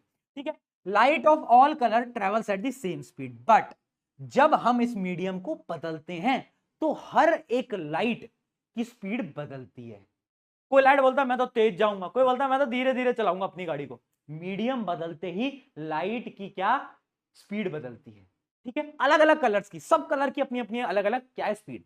However, in other medium they travel in different speed and bend at different angle। भैया बेंड क्यों हो रहे हैं, क्योंकि समझना, जिसकी वेवलेंथ ज्यादा, याद रखना बेटा, वेवलेंथ का सिंबल होता है लैम्डा, जिसकी वेवलेंथ ज्यादा है ना उसकी बेंडिंग कम, उसकी बेंडिंग कम। तुम ऐसे समझ लो, वो पुष्पा पिक्चर देखिए, झुकेगा नहीं, झुकेगा नहीं, है ना। वैसे ही जिसकी वेवलेंथ ज्यादा, जो ज्यादा शक्तिशाली वगैरह, अच्छा मैं झुकूंगा तेरे सामने, चल चल चल। जिसकी वेवलेंथ कम, भैया जी झुक जाता हूं आपके सामने, वो झुक गया। तो ऐसे याद रखना, वेवलेंथ जिसकी ज्यादा उसमें बेंडिंग कम, और जिसकी वेवलेंथ कम उसमें बेंडिंग ज्यादा। ठीक है, तो याद रखना इसका रीजन क्या है, रीजन है कि हर एक मीडियम के अंदर जो स्पीड ऑफ लाइट है वो एक तो डिफरेंट है, अलग अलग है, जिसकी वजह से क्या होता है, जब लाइट जाती है ना तो लाइट एक तो अलग अलग दिख जाती है, और वो बेंड क्यों करती है, क्योंकि वेवलेंथ हर एक कलर की अलग होती है। जिसकी वेवलेंथ ज्यादा है वो कम बेंड होगा, जिसकी वेवलेंथ कम है वो क्या होगा, ज्यादा बेंड होगा। अब याद रखना, red has the maximum wavelength. कैसे याद करोगे, लाल लाल परी आजकल गाना चला है। अरे लाल रंग जो खतरनाक सिंबल है, तो उसकी वेवलेंथ बड़ी ताकतवर होती है बेटा, स्ट्रांग होती है, तो ये बेंड नहीं करता। और वॉयलेट जो है सबसे कम वेवलेंथ होता है, तो जल्दी बेंड कर जाता है। तो याद रखना, 2 पॉइंट यहां पर लिख के रख लो, वेवलेंथ रेड की ज्यादा, वॉयलेट की कम, और स्पीड, जो स्पीड है ना वो भी रेड की ज्यादा। ठीक है, red light travels the fastest and deviates the least, while violet travels the slowest and deviates the most। यानी wavelength is directly proportional to velocity, जिसकी वेवलेंथ ज्यादा उसकी वेलोसिटी ज्यादा, पर इनवर्सली प्रोपोर्शनल टू डेविएशन। अगर ये समझ में आ गया ना तो मजा आ जाएगा, एकदम मजा आया, तुम कहोगे ओहो मजा ही आ गया, ये समझ आया। कुछ क्वेश्चन करें, कुछ क्वेश्चन करोगे तो शायद क्लैरिटी मिलेगी। आ जाओ कुछ क्वेश्चन करते हैं, कुछ क्वेश्चन करते हैं। अच्छा ये क्या है, स्पेक्ट्रम है। देखो हमारी आंखें, क्वेश्चन करने से पहले सुन लो, हमारी आंखें सारी लाइट नहीं देख सकती, हमारी आंखें सिर्फ एक पर्टिकुलर वेवलेंथ की लाइट देख सकती हैं, और उसी को हम क्या बोलते हैं, विजिबल लाइट। और हमारे लिए वो विजिबल लाइट होती है 400 to 700 नैनोमीटर। नैनो यानी 10⁻⁻⁹ मीटर। ठीक है, अगर लाइट की वेवलेंथ इनके बीच में है तो हमें दिखेगी, अगर इससे ज्यादा है तो भी नहीं दिखेगी, इससे कम है तो भी नहीं दिखेगी। यानी हम सिर्फ इसी रेंज की लाइट्स को देख पाते हैं, और यही होता है हमारे लिए विजिबल रेंज। तो सबसे ज्यादा वेवलेंथ, ये जो 700 वेवलेंथ है वो तो होती है रेड की, और सबसे कम 400 किसकी होती है, वॉयलेट की। बहुत बढ़िया, कुछ सवाल करते हैं जिससे कि आपको और क्लैरिटी अभी मिलेगी। आ जाओ भाई। पहले बताएंगे ये वाला सवाल, ये रहा आपके स्क्रीन के ऊपर बेटा, 1 करोड़ रुपए के लिए। बताएं हाँ भाई, किस किस से हो पाया, थोड़ा सा लॉजिकल एंड कॉन्सेप्चुअल क्वेश्चन है। इसमें क्या बोला है कि देखो प्रिज्म को उल्टा कर दिया है, और एक व्हाइट लाइट को डाला है, तो ये पूछा गया ये वाई क्या होगा, ये वाई क्या होगा, ये पूछा गया है। देखो अगर प्रिज्म सीधा होता तो ऑर्डर क्या होता बताओ, नीचे कौन होता और सबसे ऊपर कौन होता, नीचे होता वॉयलेट और सबसे ऊपर होता रेड, यस और नो, अगर प्रिज्म सीधा होता। पर अब प्रिज्म उल्टा हो गया है यार, तो प्रिज्म उल्टा होगा तो ये ऑर्डर भी तो उल्टा होगा, है ना। तो अब इसके अंदर देखो पहले ऊपर कौन होता, रेड होता, देखो बेटा रेड होता ऊपर, और नीचे क्या होता वॉयलेट। अब देखना बेटा अब ऊपर कौन होगा, अब ऊपर वॉयलेट होगा और नीचे रेड होगा। अगर ये समझ नहीं आया तो कुछ नहीं करना, इसको उल्टा कर लो, एक बार उल्टा करके सोचो, एक बार इमेजिन करो उल्टा करोगे तो तुम्हें दिखेगा, उल्टा करोगे तो दिखेगा कि ये वाई वाला तो रेड से मैच हो रहा है। देखो इस प्रिज्म को ऐसे उल्टा कर दो इसकी डायरेक्शन में, तो तुम्हें वाई और आर सेम लगेंगे, यानी इसमें वाई क्या होगा रेड और एक्स क्या होगा वॉयलेट। तो इसमें वाई पूछ रहा है तो इसका करेक्ट आंसर होगा ए, जो कि है रेड। चलिए आगे देखते हैं। Which color deviates the most and the least in dispersion and why?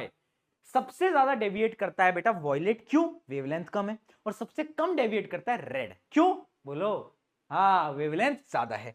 चलिए आगे का क्वेश्चन देखते हैं, अगला सवाल, violet deviates the most and red deviates the least. अच्छा ये ऑप्शन वाला क्वेश्चन था, तो इसमें से तुम बता सकते हो कि क्या होता है, वॉयलेट जो होता है वो सबसे ज्यादा डेविएट करता है, और जो रेड जो है वो क्या करता है, कम डेविएट करता है, क्यों, इनमें से कौन सा रीजन लग रहा है, एक बार बताओगे चैट के अंदर, बताओ भाई कौन सा रीजन लग रहा है। इसमें से सही उत्तर जो होना चाहिए आपका वो ए होना चाहिए, ठीक है, क्योंकि यहां पर लिखा हुआ है ना, देखो वेवलेंथ के अलावा एक और रीजन है, due to difference in speed of light, इसकी वेवलेंथ ज्यादा उसकी स्पीड भी ज्यादा, ठीक है जी। चलिए अगला सवाल, आता है स्क्रीन के ऊपर, नैरो बीम एक्स वाई, एक बीम डाली एक्स वाई और white light is passing through the glass prism ABC, trace it path, show the path of the emergent ray as observed on the screen PQ, name the phenomena. इस phenomena को dispersion बोलते हैं, और कुछ नहीं करना भैया आपको, बस ये डायग्राम को कंप्लीट करना है, यहां से ऐसी जाएगी और अब क्या होगा, अब यहां से भी 7 रंगों में टूट जाती है, याद रखना, और यहां पर क्या होंगे 7 रंग आपको दिखाई देने वाले हैं, किस ऑर्डर में दिखाई देंगे, विब ग्योर, नीचे से स्टार्ट करना बेटा हमेशा, विब ग्योर, इस ऑर्डर में आपको दिखाई देने वाले हैं। क्या ये बात क्लियर, चलिए अगर ये एकदम डन है तो आगे बढ़ते हैं। अब एक कॉन्सेप्ट आ जाता है बेटा, न्यूटन प्रिज्म एक्सपेरिमेंट। न्यूटन बाबा जो है वो एक्सपेरिमेंट करते रहते हैं, है ना, जैसे कि तुम्हारे दोस्त भी तुम्हारे साथ बहुत एक्सपेरिमेंट करते हैं, है ना बेटा। बेस्ट फ्रेंड जो है वो बड़े जरूरी होते हैं, बेस्ट फ्रेंड बनाना, क्योंकि प्यार का पहला नाम बेस्ट फ्रेंड है और प्यार का आखिरी नाम भी बेस्ट फ्रेंड ही होता है। ठीक है, दोनों बेस्ट फ्रेंड है, तो बेस्ट फ्रेंड बनाओ, वो बहुत जरूरी है। बेस्ट फ्रेंड क्या होता है ना, आपके साथ मजे कर सकते हैं, मस्ती कर सकते हैं, तुम्हें जज नहीं करेंगे, इंपॉर्टेंट है। सिमिलरली ये न्यूटन भैया के पास बेस्ट फ्रेंड नहीं थे, तो ये क्या करते थे, एक्सपेरिमेंट करते थे। तो इन्होंने क्या करा, एक एक्सपेरिमेंट बनाया जिसका नाम था न्यूटन प्रिज्म एक्सपेरिमेंट। तो इन्होंने सोचा कि अगर मैं एक प्रिज्म के आगे उल्टा प्रिज्म लगा दूं तो क्या होगा। तो इन्होंने क्या करा, देखो एक प्रिज्म है उसमें क्या हुआ, डिस्पर्जन हो गया, और उसके सामने एक और प्रिज्म लगा दिया उल्टा, तो पता है क्या हुआ, वापस से वो जो 7 रंग थे वो एक कलर के अंदर कन्वर्ट हो गया, यानी व्हाइट लाइट वापस से आ गई। देखो यहां से व्हाइट लाइट थी,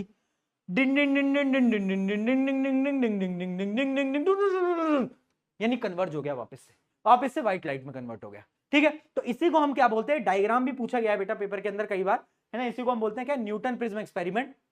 इसाक न्यूटन ने क्या करा था, that sunlight is made up of 7 colours and वो स्पेक्ट्रम बनाते हैं, पर अगर हम उल्टा प्रिज्म आगे लगा दें, इनवर्स्ड प्रिज्म लगा दें, तो वापस से वो 7 रंग किस में कन्वर्ट हो जाएंगे, व्हाइट लाइट के अंदर कन्वर्ट हो जाएंगे। तो जो पूरा डायग्राम है, टिंग टिंग टिंग टिंग टिंग टिंग, ये पूरा डायग्राम बहुत बार पूछा गया, बहुत बार तो नहीं बोलूंगा बट कभी कभार पूछा गया, ठीक है। चलिए डन है बेटा। क्या ये चीज में कोई दिक्कत, कोई परेशानी, कोई दुविधा, क्योंकि अब हम बढ़ने जा रहे हैं एक सबसे इंपॉर्टेंट टॉपिक की तरफ, जो कि है रेनबो फॉर्मेशन। रेनबो बहुत इंपॉर्टेंट है। रेनबो देखा है, रेनबो तो देखा होगा, रेनबो नहीं देखा तुमने, अरे भाई कैसे आता है रेनबो, तुम रेनबो अगर सामने देख रहे हो, यहां तुम्हें रेनबो दिख रहा है, इमेजिन करो, तो पीछे तुम्हारे सूरज होगा, कभी नोट करा है, रेनबो हमेशा सन के अपोजिट साइड में बनता है, देखा है। अब तुम बोलोगे भैया रेनबो कैसे बनता है, वही तो मैं बताऊंगा। रेनबो बनने के लिए 2 कंडीशन होनी चाहिए, एक तो जहां मैं खड़ा हूं मेरे पीछे सूरज होना चाहिए, तभी सामने रेनबो बनेगा, वरना नहीं बनेगा। दूसरी कंडीशन, बारिश होनी चाहिए, क्योंकि बारिश के बाद क्या होता है, छोटे छोटे जो बूंद होती हैं, वाटर ड्रॉपलेट्स होती हैं, वो स्काई में रह जाती हैं। अब क्या होता है वो डिटेल में समझना। ये डायग्राम भी पूछा गया बेटा, देखो अब क्या होता है, ये एक मान लो वाटर ड्रॉपलेट है, रेन ड्रॉप है। अब देखो सनलाइट आई, सनलाइट क्या है बेटा, सनलाइट एक प्रकार का, बताओ क्या है, sunlight is a white light, ठीक है।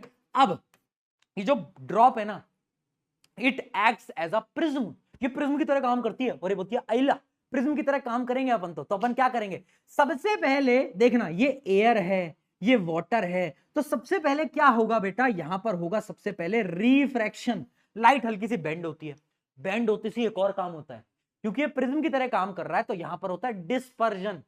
डिस्पर्जन समझते हो ना, 7 रंगों के अंदर डिवाइड हो गया, तो पहले हुआ आर, फिर हुआ डी, यहां पर लिख देता हूं बेटा आर डी, ठीक है।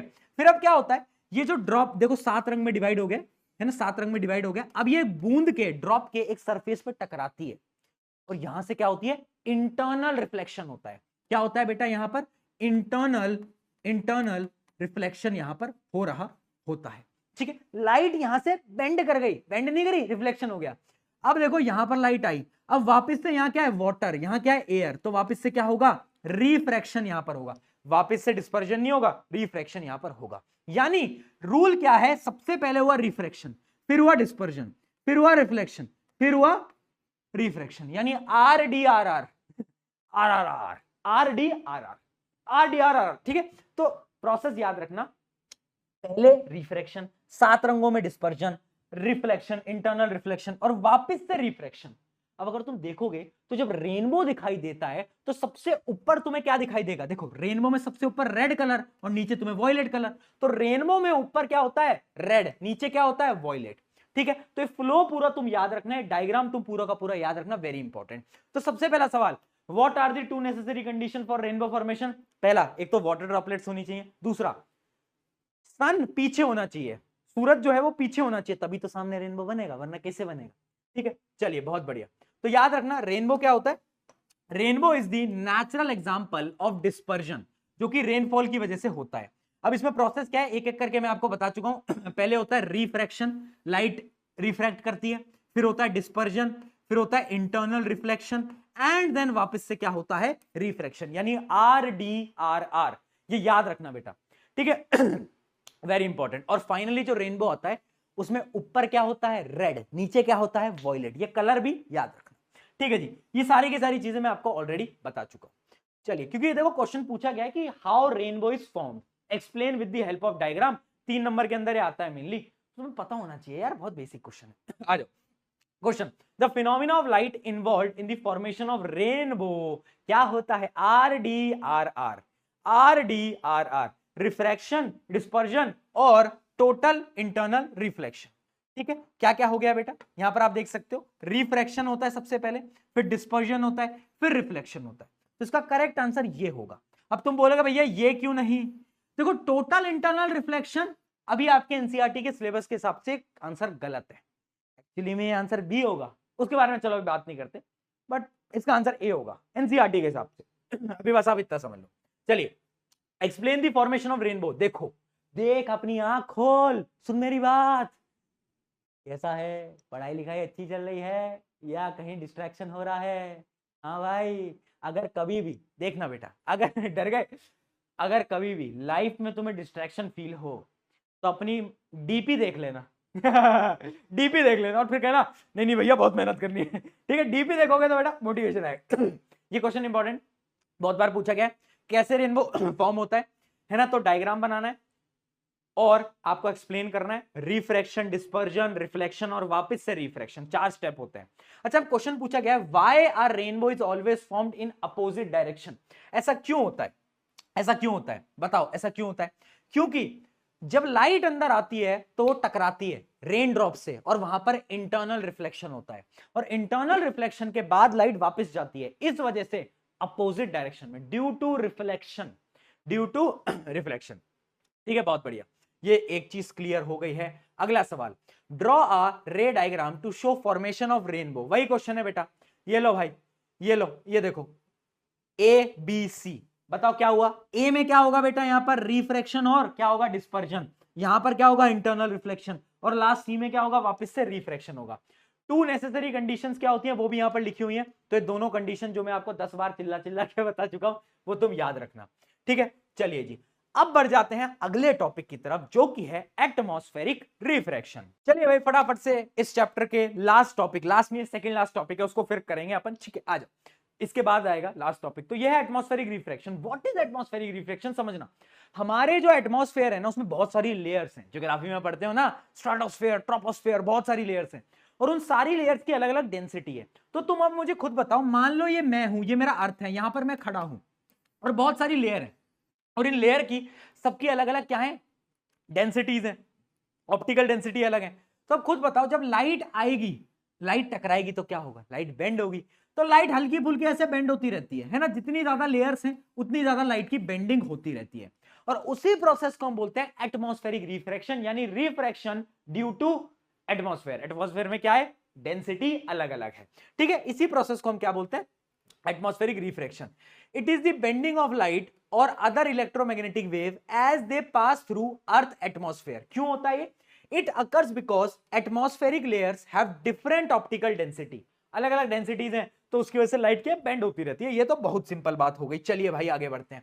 अब इसके जो एग्जाम्पल है ना, वो तुम्हें याद रखने हैं। पहला example, apparent position of star. अगर आज मैं तुमसे बोलूं कि जो तुम सितारा देख रहे हो और तुम उसको प्रॉमिस कर रहे हो कि तेरे लिए चांद सितारे तोड़ लाऊंगा, वो एक्चुअली में सितारा है ही नहीं है। हाँ, जो तुम सितारा देख रहे हो वो उसके एग्जैक्ट पोजीशन है ही नहीं। समझाता हूं एक डायग्राम की मदद से। देखो भैया, ये रहे तुम, जो तुम उसको वादा कर रहे हो पढ़ाई लिखाई ना हो पा रही तुमसे।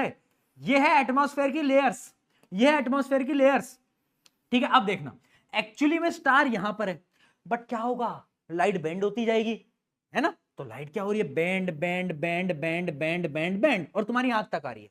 अब तुम्हें ऐसा लग रहा है, तुम्हें इमेज दिख रही है, एक्चुअल स्टार नहीं दिख रहा, तुम्हें ऐसा लग रहा है कि स्टार की एक्चुअल पोजीशन तो भैया ये है, यानी तुम्हें स्टार ऊंचा दिखाई दे रहा है, और इसी को हम बोलते हैं एपरेंट स्टार पोजीशन, यानी नकली स्टार की नकली पोजीशन है ये। समझे? ये डायग्राम समझे? आंसर क्या है, ड्यू टू एटमॉस्फेरिक रिफ्रैक्शन।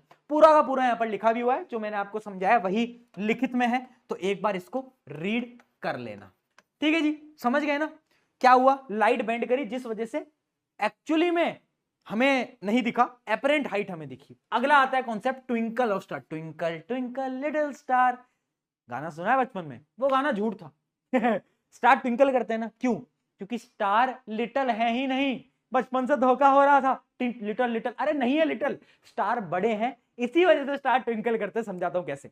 देखो, स्टार हमसे बहुत दूर है, वैसे बहुत बड़े हैं बट हमसे बहुत दूर है। तो क्या है ना, इतना दूर है वो कि हमारे लिए वो एक पॉइंट साइज इमेज बन जाती है, पॉइंट साइज ऑब्जेक्ट है वो, एक छोटा सा पॉइंट जैसा, ठीक है? अब मान लो उधर से लाइट आ रही है, अब क्या हो रहा है, हमारा अर्थ रोटेट कर रहा है, कर रहा है ना? तो जो एटमॉस्फेयर है वो भी चेंज हो रहा है। कॉन्टिन्यूसली हो क्या रहा है ना, कॉन्टिन्यूसली क्या हो रहा है, समझना बेटा, कॉन्टिन्यूसली क्या हो रहा है, हमारा जो एटमॉस्फेयर है वो बदल रहा है। देखना बेटा, यहां पर ये एटमॉस्फेयर है मेरा, और ये एटमॉस्फेयर ना बदल रहा है, ये चेंज होता जा रहा है। अगर एटमॉस्फेयर बदल रहा है ड्यू टू रोटेशन, तो उससे क्या होगा, एटमॉस्फेरिक रिफ्रैक्शन भी बदलेगा।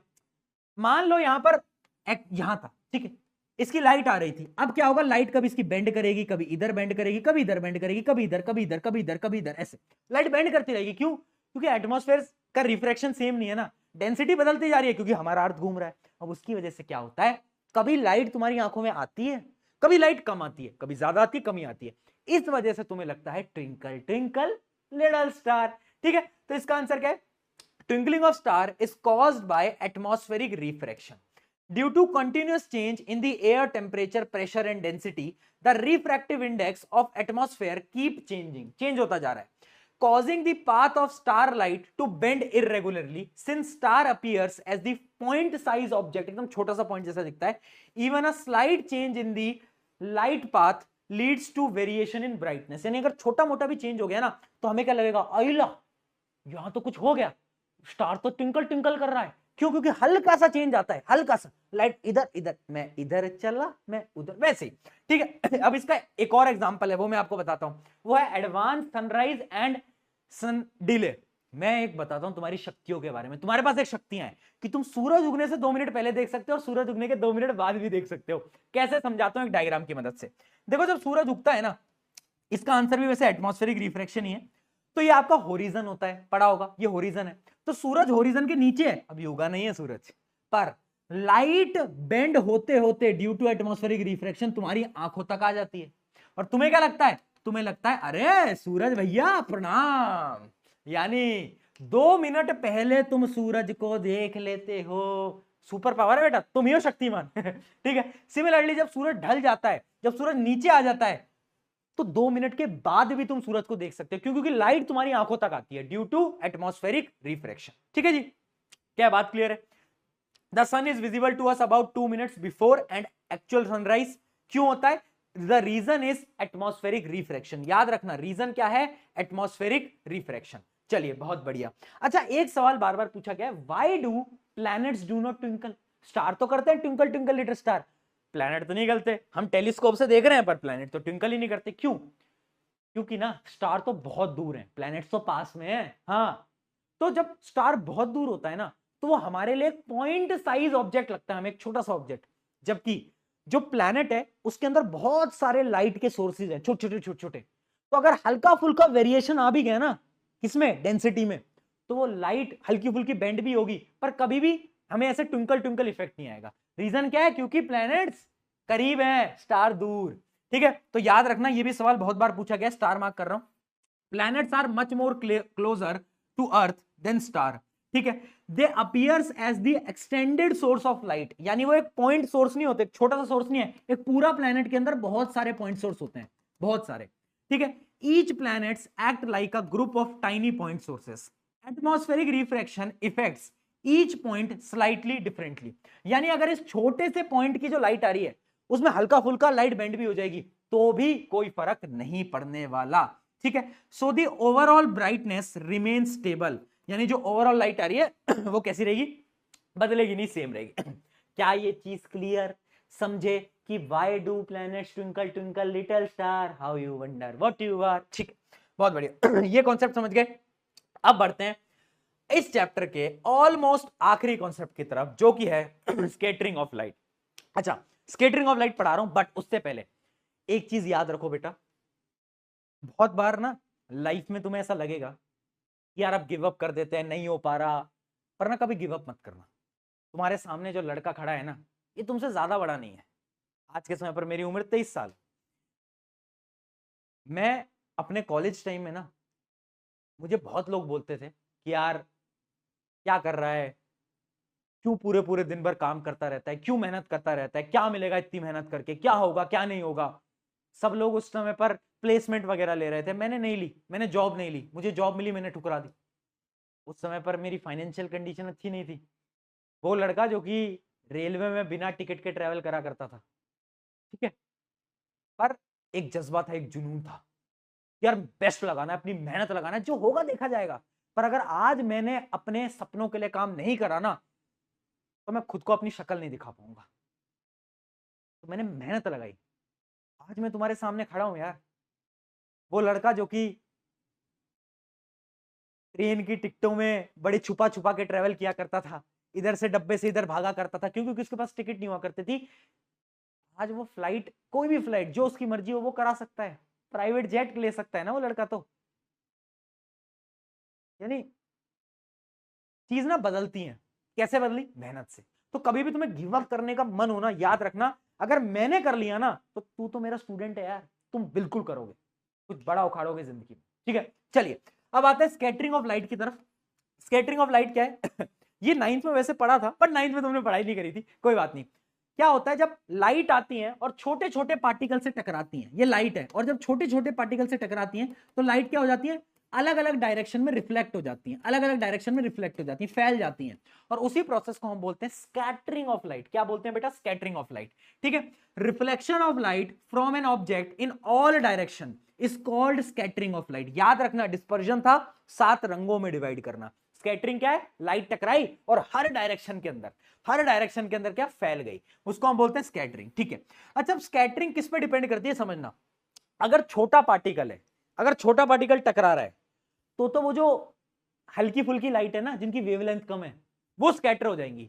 हल्की फुल्की लाइट कौन सी है? वॉयलेट, इंडिगो, ब्लू, वो स्कैटर हो जाएंगी। बट अगर बड़ा पार्टिकल है तो रेड कलर भी स्कैटर हो जाएगा। ठीक है, very fine particle scatter mainly blue light. जो छोटे पार्टिकल हैं ब्लू लाइट को स्कैटर करते हैं, और जो बड़े बड़े साइज के पार्टिकल हैं वो क्या करते हैं? वो तो रेड कलर को भी स्कैटर करा देते हैं। तो सबसे पहले ब्लू कलर जाता है विबग्योर, और लास्ट में जाके लाल रंग दिखाई दे रहा होता है। ठीक है जी। अब इस चीज को कुछ कॉन्सेप्ट की मदद से समझने की कोशिश करते हैं। पहला क्या है concept? Tyndall effect. Tyndall effect भी 9th में पढ़ा था। टिंडल इफेक्ट क्या है? अगर एक मीडियम में बहुत सारे छोटे छोटे पार्टिकल्स हैं और वहां पर हम टॉर्च मारें तो जो लाइट का पाथ है ना वो विजिबल हो जाता है। नोट करा है? नोट करा है? कभी कभार अगर तुम एक जगह पे जाओगे, पहाड़ में, फॉरेस्ट में, तो उसमें बहुत सारे डस्ट पार्टिकल होते हैं, उसकी मदद से पाथ हमें दिखने लगता है। और इसी प्रोसेस को, इसी फिनोमिना को हम क्या बोलते हैं? इसी फिनोमिना को हम बोलते हैं टिंडल इफेक्ट। याद रखना क्या बोलते हैं? Tyndall effect. तो देखो, the earth atmosphere is heterogeneous. Heterogeneous क्या होता है? बहुत सारे डस्ट वगैरह के पार्टिकल हैं। ठीक है। When a beam of light strikes such fine particle the path of the beam becomes visible and this process is known as what? Tyndall effect. जब लाइट का पाथ विजिबल हो जाएगा तब हम उसको क्या बोलेंगे? तब हम उसको बोलेंगे, बहुत बढ़िया, मेनली कहां होता है? डेंस फॉरेस्ट में होता है। अगर आपने नोट करा हो तो कहां पर होता है? जब canopy of the dense forest में से लाइट आती है तो उसका पाथ दिख रहा होता है। फॉर एग्जांपल दिस ये चीज क्लियर है? अच्छा, अब स्कैटरिंग ऑफ लाइट के कुछ एग्जांपल्स देखते हैं, कुछ फिनोमिना देखते हैं। बस 1 मिनट पानी पी लूं, उसके बाद समझाता हूं। हाँ भाई, देखो, पहला फिनोमिना है ब्लू कलर ऑफ स्काई। हमारा स्काई का रंग कैसा है? अरे नीला है। क्यों है नीला? कभी सोचा है नीला कलर क्यों है? क्योंकि देखो, लाइट आती है सूरज से, वो तो व्हाइट ही होती है, पर छोटे छोटे पार्टिकल्स हैं तो वो क्या होते हैं? वो स्कैटर हो जाते हैं। सबसे पहले कौन स्कैटर होता है बताओ? ब्लू कलर होता है, मतलब वॉयलेट, इंडिगो, ब्लू। देखो बेटा, वॉयलेट, इंडिगो, ब्लू, यही तो फ्लो होता है। तो सबसे पहले ये 3 रंग होते हैं स्कैटर, और जो तुम्हें स्काई का कलर दिखता है ना वो एक्चुअली में ब्लू नहीं होता, वो इन्हीं 3 का क्या होता है? कॉम्बिनेशन होता है। बहुत बढ़िया। तो याद रखना क्या होता है? Scattering is inversely proportional to wavelength. जिसकी वेवलेंथ ज्यादा उसकी स्कैटरिंग कम। अरे वही बात है ना यार, जो ज्यादा ताकतवर है वो थोड़ी ना फैल जाएगा, जल्दी नहीं फैलेगा, बाद में फैलेगा। ठीक है। तो blue with the shortest wavelength will scatter more compare to red. ठीक है। तो इस वजह से क्या होता है? छोटे छोटे पार्टिकल्स की वजह से हमारा जो स्काई है वो क्या दिखता है? हमें ब्लू। पता है वैसे स्काई का कलर क्या होता है? ब्लैक होता है। ठीक है। इस स्कैटरिंग की वजह से हमें क्या लगता है? ब्लू लगता है। अब एक क्वेश्चन देखते हैं, ये मतलब एक इंपॉर्टेंट पॉइंट है। अगर अर्थ का एटमॉस्फेयर ना हो, छोटे छोटे पार्टिकल्स ना हो, तो क्या लाइट कभी स्कैटर होगी? नहीं होगी ना। तो हमारा स्काई कैसा होगा? स्काई होगा ब्लैक। ठीक है। No scattering light would occur and the sky would appear dark. Dark दिखाई देगा। हाँ। अच्छा, एक पॉइंट और है, why red is used in danger signal. अगर तुमने देखा हो तो लाल कलर डेंजर है ना? वो रेलवे ट्रैक्स में लाल कलर दिखा रहे हैं, ट्रैफिक लाइट में लाल। क्यों? क्योंकि red colour has high wavelength, scatter नहीं होता, फैलता नहीं है। तो अगर कोई इंसान दूर भी है ना, उसको भी लाल रंग दिख जाएगा। तुम ट्राई भी कर सकते हो, लाल कलर तुम बहुत अंधेरे में बहुत दूर से देख लोगे, पर अगर ब्लू कलर होगा वो तुम्हें नहीं दिखाई देगा। क्यों? क्योंकि ब्लू कलर तो स्कैट, अच्छा चलता हूं, फैल जाता है पर लाल रंग नहीं फैलता। ठीक है। तो उसकी वेवलेंथ ज्यादा होती है, इसलिए वो क्या रहता है? दूर तक भी आपको विजिबल होता है। चलिए, अब कुछ क्वेश्चन देखते हैं बेटा। जैसे ये क्वेश्चन है, on a windy night star appears to twinkle more, why? बताओ भाई, क्यों स्टार क्यों ज्यादा ट्विंकल करते हैं जब हवा चल रही होती है? इसका क्या रीजन आपको लगता है? मोर लाइट स्कैटरिंग, क्या लाइट ज्यादा स्कैटर होती है? Greater variation in atmospheric reflection, क्या होता है? बहुत बढ़िया, ऑब्वियस सी बात है, ऑब्वियस सी बात है, greater variation in atmospheric refraction. यानी हवा चल रही है तो एटमॉस्फेयर इधर से उधर जा रहा है, लाइट बार बार बार बार बार बार ऐसे ऐसे ऐसे हो रही है, तो हमारे में ऐसे हमें लगता रहेगा कि यार ट्विंकल ट्विंकल ट्विंकल हो रहा है। तो greater variation in atmospheric refraction. ये क्वेश्चन है बेटा, star appears to twinkle, stars क्या हमें ट्विंकल दिखता है? हमें क्या स्टेटमेंट ट्रू है? एकदम ट्रू है। रीजन देखते हैं, atmospheric refraction causes the light of the star to bend. क्या ये रीजन भी सही है? ये भी सही है, तो ए एंड बी सही है, यानी इसका आंसर आ जाएगा ए। वाह जी वाह, both A and R true. क्या बात है जी, क्या ये चीज क्लियर है? नहीं समझ आया एक बार फिर रीड कर ले। Stars appears to twinkle, stars क्या होते हैं? ट्विंकल ट्विंकल, सही है। रीजन देख, atmospheric refraction causes the light of the star to bend continuously. यही तो होता है, मैं इधर चला, मैं उधर चला, जाने कहां मैं किधर लाइट बेंड होती रहती है ना। बहुत बढ़िया। चलिए जी, अब कुछ एग्जांपल और हैं स्कैटरिंग के ही, जो कि तुम्हें याद रहना चाहिए क्योंकि सवाल आता है। पहला, colour of the sun at sunrise and sunset. सूरज अगर तुम सुबह देखोगे या फिर शाम को देखोगे, एकदम अर्ली मॉर्निंग या अर्ली मतलब लेट इवनिंग 5-6 बजे जब सन सेट हो रहा होता है, तो स्काई ना लाल हो जाता है। वैसे तो स्काई ब्लू है, गद्दारी करवे, क्या करता है वो देखते हैं एक डायग्राम की मदद से। देखो बेटा ये डायग्राम इंपॉर्टेंट है। होता क्या है ना बेटा, नॉर्मली जब सूरज ऊपर होता है तो क्या होता है, ब्लू कलर क्या होता है, स्कैटर हो जाता है ना, और जो सूरज की रोशनी होती है तुम्हें येलो कलर की दिखाई देती है। पर जब सनराइज या सनसेट होता है तो होरिजन से, ये क्या होता है होरिजन, देखो हमारा जो अर्थ है वो ऐसा होता है ना, ऐसा। तो जब होरिजन से सूरज उगता है ना तो उसको बहुत लंबे पाथ को ट्रेवल करना पड़ता है। जब ऊपर होता है तब तो छोटे पाथ को ट्रेवल करना है ना, पर जब होरिजन से आ रहा है, जब उग रहा है, तो उसको बड़े लंबे पाथ को देखो ट्रेवल करते हुए आना है। तो होता क्या है, क्योंकि एक लंबा पाथ है, पहले कौन स्कैटर होगा, क्योंकि छोटे छोटे पार्टिकल तो हैं, तो पहले तो blue light violet light scatter हो जाता है, धीरे धीरे बारी आती है येलो की, फिर बारी आती है ऑरेंज की, और फिर बारी आती है रेड की। तो हमारे पास पहुंचते पहुंचते रेड कलर भी स्कैटर हो जाता है। इस वजह से सनराइज या सनसेट में आपको जो कलर दिखाई देता है वो रेडिश होता है। समझे बात को? अरे मूर्खो, प्यार से बुलाता हूं मूर्ख, ठीक है, बुरा नहीं मानना। हाँ समझे? तो अब इसका रीजन पढ़ लो, वैसे आपको समझा ही दिया। Sun appears red during sunrise and sunset because its light travel longer distance, लंबा डिस्टेंस ट्रेवल करना है। तो जो shorter wavelength are scattered away, पहले तो शॉर्टर वेवलेंथ वाले स्कैटर हो गए, while longer wavelength dominate giving the sun red appears. यानी क्योंकि बाद में बचता कौन है, लाल, तो तुम्हें थोड़ा सा रेडिश कलर का स्काई दिख रहा होता है, लाल रंग का स्काई दिखता है, सूरज भी थोड़ा लाल रंग का दिख रहा होता है ना, क्योंकि वो पहले हो गए स्कैटर, वो कहते हैं अच्छा चलता हूं, बच्चे सिर्फ ये वो पहले ही हो गए भैया स्कैटर, वो पहले ही डर गए। ठीक है, तो ये एक बड़ा इंपॉर्टेंट चीज है। चलिए कुछ सवाल देखते हैं, फटाफट से आ जाइए कुछ सवाल के जवाब देना बेटा।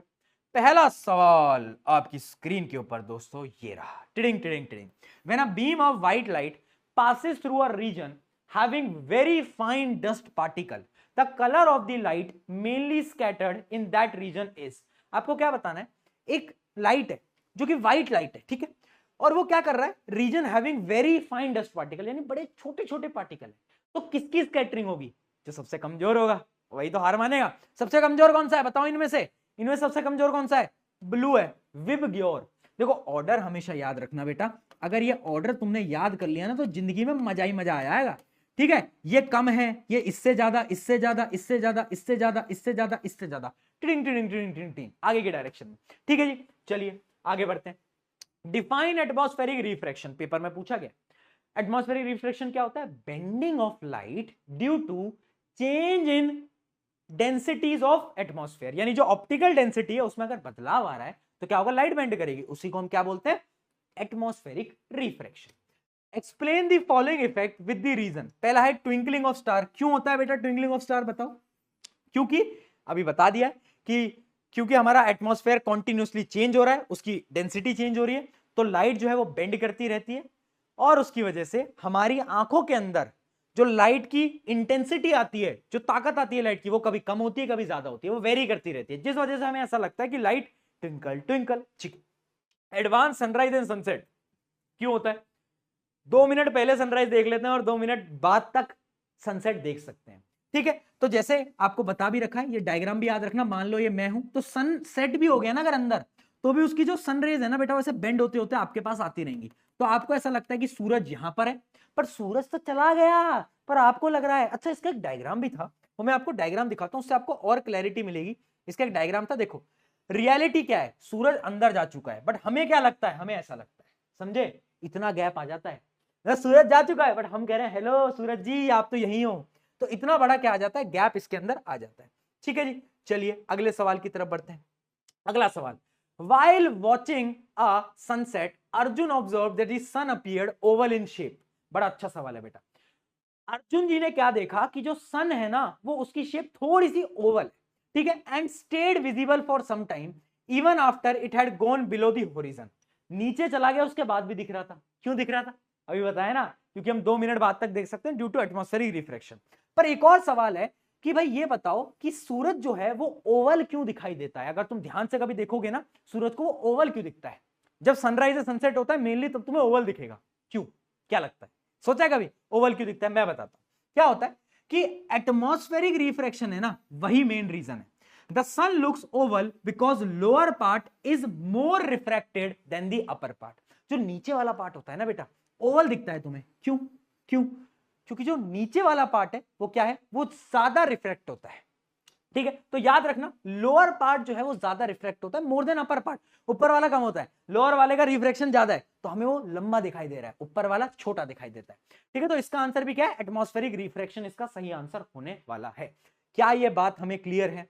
ठीक है जी, लास्ट क्वेश्चन आज का, give the following reason danger signal are installed at airport and at the top of the building that are red. क्यों होते हैं?